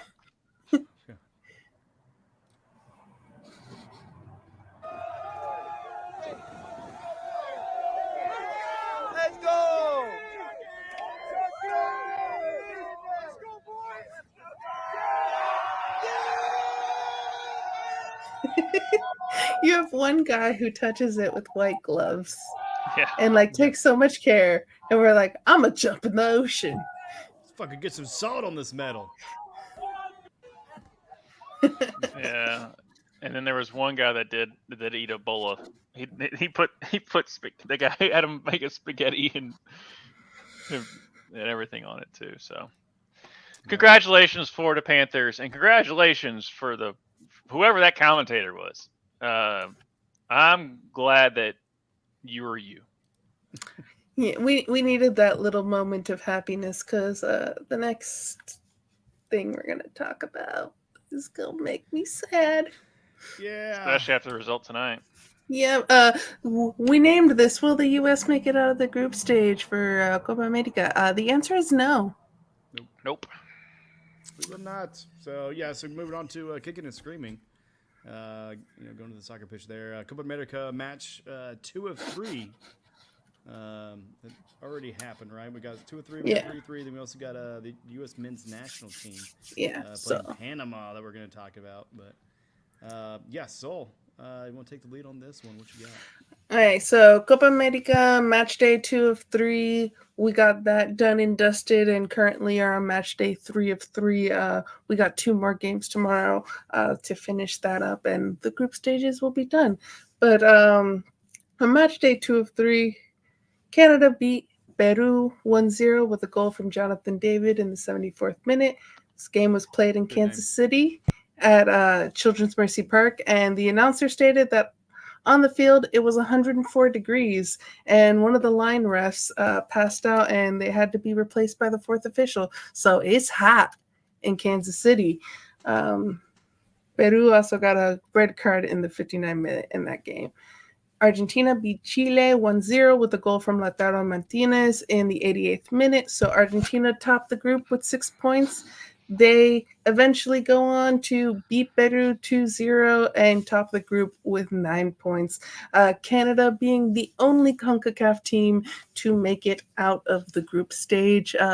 Congratulations, Canada. You can't win the Stanley Cup, but you're apparently the best in our federation right now when it comes to Copa America. Josh, how you feel about that? Going on.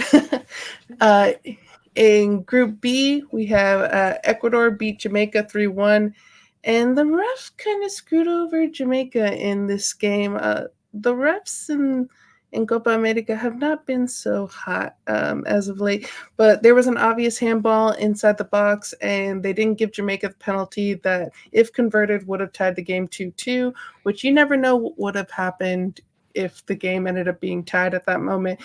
Jamaica also tried to sub for a while at the end of the game, and the ref wouldn't let them, even when the ball went out of bounds. So it's just some weird stuff with the refs that continue to go on game after game. Venezuela beat Mexico 1-0, and Venezuela, the sleeper, ending up winning all 3 of their games, getting out of their group with 9 points.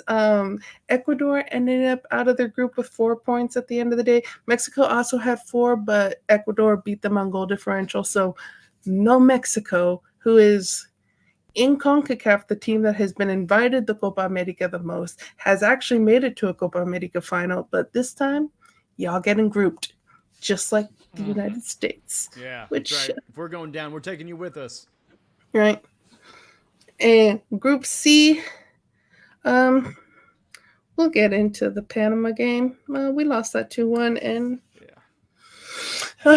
Uruguay beat Bolivia 5-0. And then today, I got to watch the first half of the game, and then while we were here, Panama beat Bolivia 3-1. Uruguay beat us 1-0. We're grouped on home soil. Greg Berhalter needs to be fired. We're going to get into it when we talk USMNT versus Panama.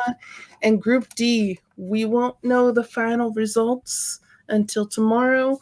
But in match day 2 of 3, Colombia beat Costa Rica 3-0. Brazil beat Paraguay 4-1. Colombia is currently top of the group with 6 points. So we will see who's gonna end up top of the group and who's getting out of that group tomorrow. So I mean, I just wish we had this like a show or something where we could kind of talk about like soccer and like the brackets and how that works. I don't know what I would call it, or we would call it. Hey, bitch, just fill out a bracket. Bitch. There. You know what? Hey, what about bracket bitches? Yeah, that's right. No, shameless plug. We're doing a bracket bitches for the Euros currently, and so I'm excited to not win that one. Not win, quite a bit often, but yeah, no, it's going good. But yeah, for Copa America, not good. Definitely not for the U.S. I know we're going to get deep into the the match versus Panama and some of the news out of there. But Josh, I mean, Copa America overall. I mean, what are you thinking on this one, bud? Argentina. I mean, they're still freaking Argentina. Nobody else has really shown me. I mean, Uruguay, but no one's really shown me that they're still on Argentina's level yet. I mean, Colombia. You keep bringing up the team that hasn't lost since in 2 years. No, my joke was better, but yes, in 2 years. So I think what you said last time since the Reagan era. Yeah. So when the team hadn't lost since the Reagan era, you keep bringing it up and reminding me of it, but I'm just going with Argentina. I know, like I said, yeah, and Canada is Canada. Like I said, I think Canada's playing really well, and I mean their World Cup showing was very, very solid. So this doesn't surprise me either. The only surprising thing is that U.S. sucks, but we'll get into that later. So until Argentina shows that they haven't lost any footing, so I'm going with the powder blue. In Canada, they self-proclaimed themselves kings of CONCACAF because they won the World Cup qualifying octagon. But then, the World Cup, they didn't make it out of their group there, and they haven't won a major CONCACAF tournament. It's typically been the U.S. the whole time. Mexico did win Gold Cup, the most recent one. But Canada might have something to say about possible kings of CONCACAF if they're the only ones that make it out of the group stage in Copa America. It's looking that way. Yeah, man, it's like as if they have like a really good coach that maybe the U.S. should try to get or something. I don't know. That's weird. Yeah, but anyways, I wrote these notes, by the way, when I was very angry right after the match, so we'll get into. All right, give the stage a soul. Let her go. You put me on blast every time. U.S. lose to Panama 2-1, and this game broke me. You know how like Josh is broken every time he watches the Reds? Yeah, anytime I turn on sports, I see my teams play. Yeah, anytime he watches the Cowboys, like this is what this game did to me. It was a combination of terrible reffing and also our boys playing terribly. So like when you have both the refs against you, but then also yourself against you, it's just like what are we doing here? Spiraling. But talking about the terrible reffing, our goalkeeper got bodied. No repercussion for Panama there. Panama diving, a stupid red card for Weah, bad mistakes by our players, weird subs. All the things in this game were just wrong. And speaking of the ref in this game, he is also the same ref that reffed the U.S. versus Mexico Nations League game where there was 4 red cards in that game. And they even put a stat that like in his last 4 games that he's reffed, there has been 9 red cards. Like this guy should not be reffing anymore because he lets games get out of hand and then people fight each other. And this should not be happening. Anywho, Panama is real quick. I think you missed one line that I want to point out because I love it. This ref is absolute ass. I don't know if I heard you say it or not, but no. Apparently tonight's ref wasn't any better because I was Tonight's ref was also absolute ass, but we were playing better in the first half that I saw. I obviously didn't get to watch the second half because I'm here with you lovely people. So originally we get a goal by Weston McKennie called offside because of Tim Bream, and it kind of went downhill for there. That goal was offside, so that was the correct ruling there. But as I said before, a Panamanian player bodied Matt Turner, and the rules of soccer state that even if you don't see the other player, you have to have control of your body. This should have at least been a yellow, but it could have been a red card, but no card was brought out for that. So let's watch Matt Turner getting bodied. Yeah, I'm not too excited about this one. I feel like I'm gonna be angry. Because he has two hands on the ball. Look at this. And just Cleans out, tiny, lets go of the ball, lands on that right shoulder. And I think Blackman, that's reckless. I don't know if it's just bad tracking of the ball. He's never getting to that ball. And Turner's there. He doesn't slow down his run. I was trying to see if he got a push in the back, maybe from Robinson. Sometimes you're off balance. Didn't look like much for me, but yeah, just the way he lands on that shoulder. Yeah, and Turner ended up getting subbed out at halftime because he was injured from that. And in this game, he had wrap on his leg, and they said that there was a contusion on his leg from that hit. So he was playing somewhat injured in this game against Uruguay tonight. Going onwards, as stated, the ref lost control of this game earlier, and Weah let a Panamanian player get to him and stupidly hit him in the head, which is an automatic red card in the 18th minute. It's the correct call. If you hit a player in the head, it's an automatic red card, but the ref was letting the game get out of hand even that early into the game, where people were going into hard tackles, people were mouthing off at each other, shoving, playing dirty. So sometimes you have a physical reaction where you hit someone in the head. Automatic red card was really stupid by Tim Weah, but let's watch Weah's stupidity here. Stupid Weah.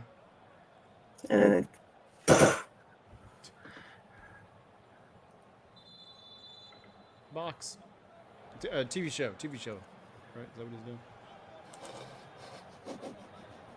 Right, He's reviewing something. Yeah, that was the hit at the beginning. There you go. You show the replay. We could actually hear him from where we're standing. All right, they're not going to let us. So, but yeah, before right there. Clear as day. It's a red. Yeah, it's a red. Like, how are you going to call that or not? So now we're down a man for a majority of the game, but Folarin Balogun, who played the best in this game, and he actually was the only bright spot that we had in the game. We get this awesome goal from him. Robinson flying forward to pick it up. Balogun trying to return it back to Balogun. It's in! Off the inside of the post. What a goal from Flo Balogun to give the U.S. the lead. And that's making the best of a bad, or not a bad, but a little bit of a messy situation. Mm-hmm. Balogun trying to return it back to Balogun. I mean, I think you can say it's the best of a bad situation. I think you were correct there with your first assessment. Then a few minutes later, Panama equalized with a deflection off of Chris Richards. So we got that for you. Blackman, Robinson was there, didn't get it out cleanly, and it's a goal. Panama score. Caesar Blackman. And I don't know if they're going to show it in this, but when you have the close-up, Matt Turner was going to save it, but it deflected off Chris Richards. Blackman, Robinson was there, didn't get it out. Yeah, kind of deflect off his foot a little bit there. Yeah. Out cleanly, and it's a goal. Yeah, kind of messing up their pursuit angle or the other depending now. So this was all the first half. We had all of this craziness in the first half. We come out in the second half and we sub Ethan Horvath for Matt Turner. So we lose our number one goalkeeper to a possible injury. He ends up playing against Uruguay, but that was the worry there is, okay, is our number one goalkeeper going to be okay? Luckily, he was okay enough to play. CCV, who is a center back for Gio Reyna, who's an attacking midfielder. And this is one of those, okay, we're going to go more defensive than attacking. And this is one of those, okay, we're going to park the bus, but that's a bad thing. We could have been more attacking in this game and we could have won, but we decided to be more submissive by being more defensive. And then we had Johnny Cardoso come in for Tyler Adams because Adams is on a minute restriction. You don't sub out Gio. What the hell? We learned that. We ready for this one? It's like penalty was. Yeah, can you take that down? Okay. Yep, sorry. Because I just hear myself back when you share, and so that really messes with me. I'm sorry. Yeah. Right. Yeah, the echoes. Yeah. A penalty for some reason, you're fine, but anyway, go ahead. Yeah, a penalty was called on behalf of Panama from CCV, but was overturned by VAR. The Panamanian was diving and should have been booked for simulation, but that didn't end up happening. But we luckily were like, okay, we're saved here. But Panama give us the death blow in the 83rd minute with their second goal. Let's try this. It's still going to share the system. For Murillo lobs it up in the air. Robinson got to be careful. It's knocked away by Ayarza. Hooks it back in the middle. It's in. Panama score. And it's one of those would Matt Turner be able to save that? Maybe, probably. But I mean, he had good position, good reaction, but just like, yeah, that's just a good Just no one in the midfield just had any care to react. They were just watching the ball the whole time. And part of it is because they were tired. When you park the bus, that means that you're defending off the ball a lot. And a time when you can actually rest on the field is when you are in possession of the ball, when you're a team. So you're not running as much and trying to defend.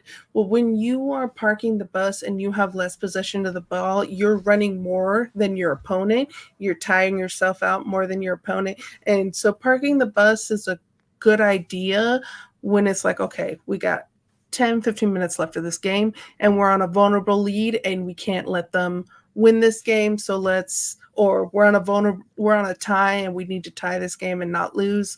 Let's park the bus. But we were trying to do that for 45 minutes and you end up getting scored on when you try to do it for any longer than like 20, 30 minutes.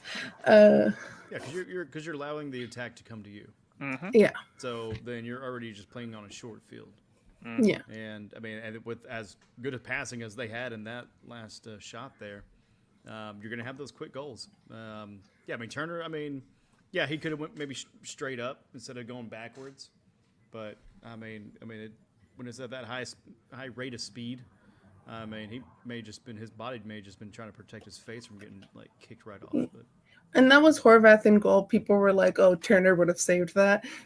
Like that was the joke online. It was like, and I'm there going, it's possible. He might have saved it. He might have not. We don't know that, but he wasn't in the game. Horvath was in the second half.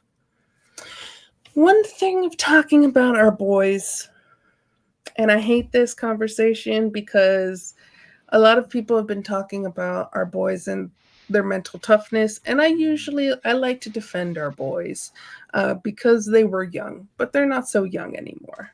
And I have to tend to agree now with the criticism about mental toughness. The U.S. used to be able to come back from adversity.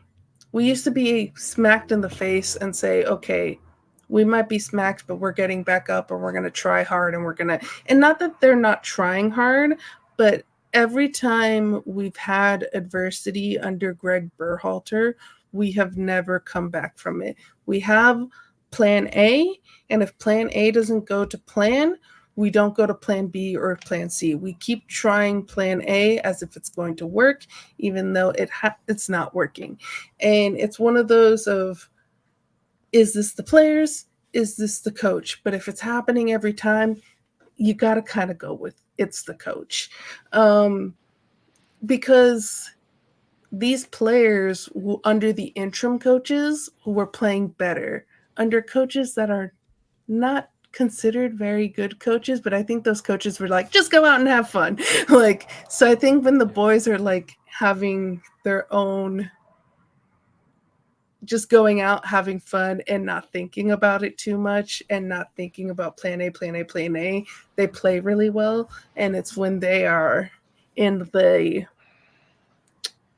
whatever is happening under Greg Berhalter, they aren't playing well.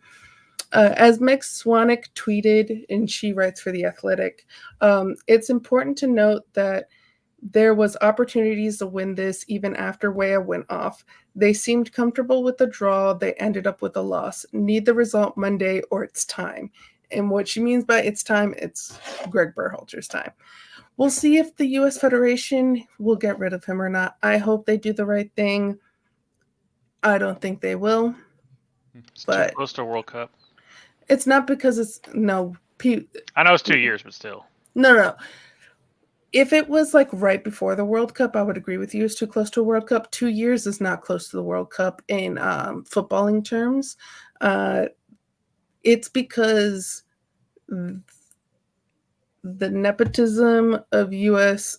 soccer and just that the fact that it's a boys' club, the fact that the players fought to get him back, because it seems like they don't have any accountability under Greg Berhalter. Whereas if you had a different coach, they wouldn't allow them to be playing like this or having stupid red cards like Tim Weah in this or Serginho Dest versus Trinidad and Tobago. So it's one of those that Greg Berhalter's on the hot seat. The fans don't want him anymore. He's lost the fans. And every other serious footballing nation, when you lose the fans, the coach gets fired. But in the U.S., it's not that way. Let's get Jason Sudeikis on the phone. Let's get Ted Lasso over there. Fix this whole thing, guys. I got it. I got the plan. No, and most of the time, yeah. If it's time for a change. When it comes to mental toughness, that's the inmates run the asylum. It's because there's no accountability. There's nobody. The culture's lost. You've lost, and I don't know if he's lost. He obviously they wanted him there, so I don't know about losing the locker room. But when you see teams that lack mental toughness, yes, there might be a few players that just you can't help it. It just they'll never get there. But most of the time, it all comes down to coaching. If you don't have mental toughness, and the environment that they create. So a lot of times if there's no mental toughness, the inmates run the asylum. Therefore, you need a new ward. There we go. I don't know. I was going to try to make a joke or a quote from Shawshank Redemption, but I can't think of one right now. Nice. Your asylum deal, some more coffee. Yeah. But yeah, no. Like how we talked about on the private side, So it's been 6 years, correct? Right? Yeah, 6 years under him. I mean, that's enough time to know what you're going to get in 2 years. So let's just cut the cord now. Give somebody else a shot and an opportunity to kind of step up and prove their worth. Who that may be, who knows.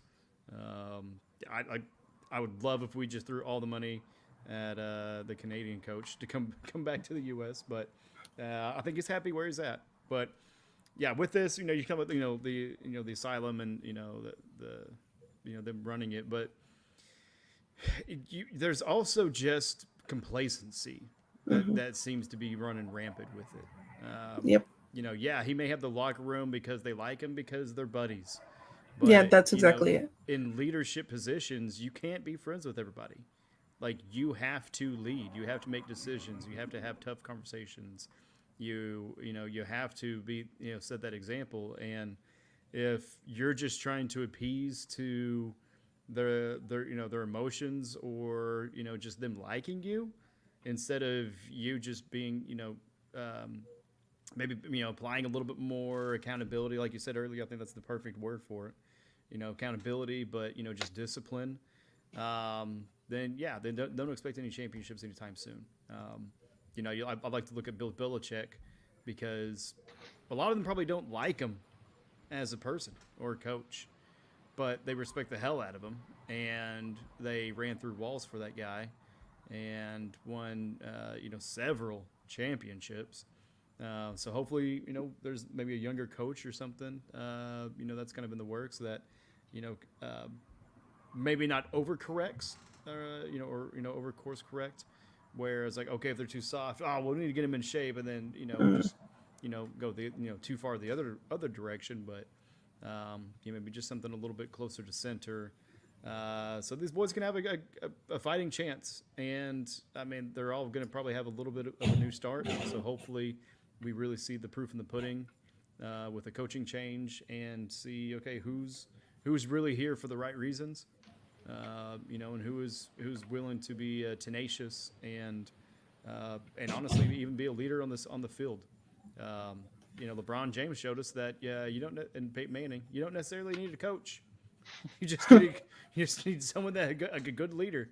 That's not always off the field. So maybe and we kind of saw that with the interim coaches. I would joke that the coaches aren't actually coaching; it was the players just going out and playing. But yeah, Greg Berhalter, those first 4 years, he did the bare minimum of what a U.S. coach is supposed to do, which is win in our confederation and then get out in the round of 16 at the World Cup. Right now, I would argue that he's doing worse than the bare minimum. We've got embarrassed by Trinidad and Tobago. We almost got embarrassed by Jamaica, which an own goal by Jamaica saved us from actually being able to qualify for the Copa America. We now are grouped on home soil in the biggest tournament until the World Cup. This was our preview for the World Cup in 2026. We have proven that we haven't been able to beat a big team under Greg Berhalter. We've tied England. That's the best that we've done. But we haven't had a signature win under Greg Berhalter. And if we want to go do well on home soil in 2026, we need to find a way to beat one of the big dogs. Like in Confederations Cup, we beat the Spain, who hadn't lost in, I think it was like 2 years at the time, and had won back-to-back Euros and won the World Cup, and we beat them in Confederations Cup. And our players arguably are way less skilled back then than they are now. Our players are so much better now than they were before, but we're not playing at the level that we used to. Especially with Captain America, Gio, we all saw him. That team is not a bunch of scrubs. They could compete at the high level, and they just don't. They just go out there and just do what they think that they need to do instead of dominating. So they're not sitting in the passenger side of their best friend's ride? Trying to holler at me. Oh, none of them hollered at me. So. But well, let's keep this train moving. Sol, do we want to finish some of the videos of the scores, or are we sick and tired of this? Yeah, we're sick and tired of this. Let's keep it moving. Let's wrap it all up, guys. Yeah. Well, you know what, dude? It seems like this is just such a good time. I know for me, it's been a little bit of an off night.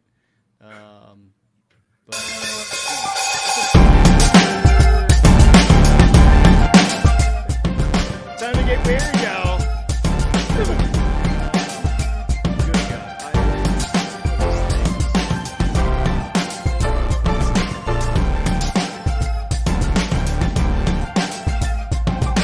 I thought that was going to get a little quieter quicker.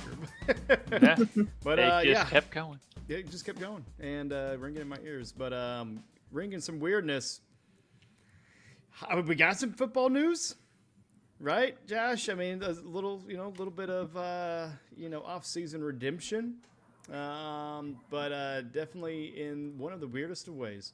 And this is in the weird way of Bill Belichick, 72-year-old man, full of piss and vinegar, is now dating Jordan Hudson, a 24-year-old. He dumped his 61-year-old girlfriend of several years, who's actually, I believe, the president on one of his boards even. So that's going to be an awkward meeting there. But yeah. I mean, is he just trying to learn from Leonardo DiCaprio? I mean, what's going on here, guys? So when she turns 25, he'll dump her. Yeah. Apparently he's like, never mind. Nope. Let's keep going. I'm started going to rolling the gossip crap, and that has no. No. He's apparently hung like a mule or what? No, I was talking about. I was like trying to do like actually that I saw where DiCaprio's like the girl he's dating right now is like 27. I'm like, well, what the fuck does that have to do with anything? Let's go move on, guys. Oh, he broke his own rule. I know. But Simone Biles. That's not the 24. She's not. She's married. I was trying to go back to the picture. Other people clicking stuff too. Not me. No, it might just double click. But yeah, no. I mean, hey, good for you, Bill. You work your ass off to get a little ass, I guess,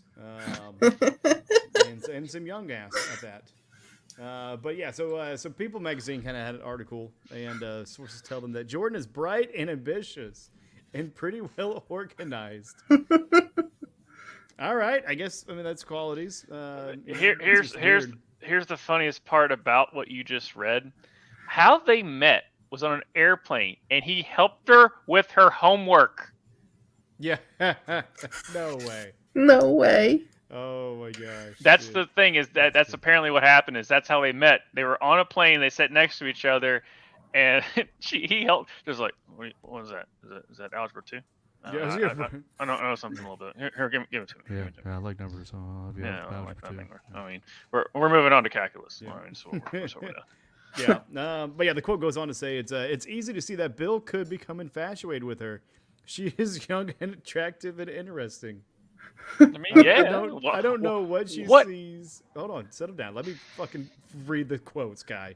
I don't know what she wants from him, but they seem to be enjoying each other and like doing many of the same things. How pointless of a fucking quote can you have? She's bright and ambitious. Well organized. They like doing the same things. Yeah. They like stuff. Like, oh my god. How I like vanilla. totals. Like what the fuck, dude? Yeah, I like totals. Yeah. But yeah, he dumps his former wife, or not wife, girlfriend, 61-year-old. Holiday, actually, was the last name, but the relationship ran the course. I mean, anything else on this weird bizarreness? I mean, are there any other coaches or players that you would want to see in questionable relationships? I mean, it's old rich white guy dates 25-year-old. That's been done, but not Bill Belichick. Like just his how is Mr. What's going on? Yeah, I'm Bill. How's it going? Gets that. Yeah, I've got the exciting personality of a wet towel. Exactly. I just wonder for Holiday if she's going to be going after Zach Wilson now. Because we all know he likes the MILFs. There you go. What the frick? But yeah, I don't know. Hats off to Bill, man. Be creepy and weird, but at least you're happy. And it's legal, unlike some other things we went over today. Yeah, just don't go to the Olympics, apparently. No, he can. Well, he can, but I mean, just watch his girl. She might be too young. She might be too old for that other creep. But what happened, Bill? She went and saw the swim team swim. I don't have those abs. Okay, thanks, Bill. Good report, John. But yeah, no, that's weird. Some weird shit. And if you guys have anything weird, let us know what you got. I mean, Soul does a great job of curating the content, but definitely needs help from us every now and then when we can.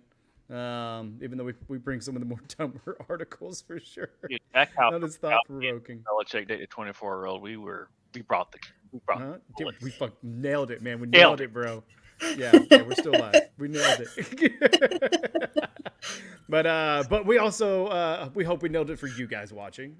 We thank you guys so much for joining us tonight. A little over 2 hours, but that's all right. It was a good time. A lot of content to go through, a lot of Olympics, so stay tuned for that because that is only heating up as we push through the trials up in the next couple weeks and going into the actual competition. Definitely be looking out for some of these series that are dropping. was it the HBO's Hard Knocks tomorrow drops. So go check that out. But also check us out. Follow us on all the socials, Ruckus.ev at everything, essentially. We're live on Twitter, which is weird. I refuse to call it X, so we are dead naming Twitter. Yeah, 100%. Yeah. It's forever gonna be Twitter. It's like trying to make somebody call a Kleenex a facial tissue. Sorry, not gonna happen. It's Kleenex for a reason. But yeah, Josh, so what parting thoughts do you have for our lovely viewers tonight? So, ladies first. I hope you guys enjoyed our fun and random and sad and angry and all the emotions episode that we had today. We went through it, and we're glad that you're here with us. I feel like we fully processed the grieving, or we fully processed grieving through that. Josh, what you got, bud? Yeah, I mean, this episode might have got me through the grieving stage of Alex Morgan not being on the team. Okay, so that did help that. Now, like I said, I'll probably be an acceptance in 2027, but we'll get there. But no, it's always a fun time. Obviously, if anyone else out there is watching that wants to think about doing a YouTubes or jumping into it, join our Patreon at patreon.com/RuckusTV. And we will help you out as far as producing, getting, structure out your show, figure out what works, what doesn't, what's the difference between live, broadcasting on multiple platforms all at once, like YouTube, Twitch, Twitter. That kind of actually went well together. But join us on there. Yeah. Join us on there, and like, subscribe, hit the bell and thumbs ups and stuff, and help the YouTube algorithms. All the buttons. So that way, when some random person in Wyoming goes online, they see our beautiful faces. That's all we're asking. Just helping the algorithm find that one random person in Wyoming, and shout out to you when you find us. Yeah, shout out to you all watching right now, and in the future, we appreciate you guys. And here is your moment of sin. Hey, Justin.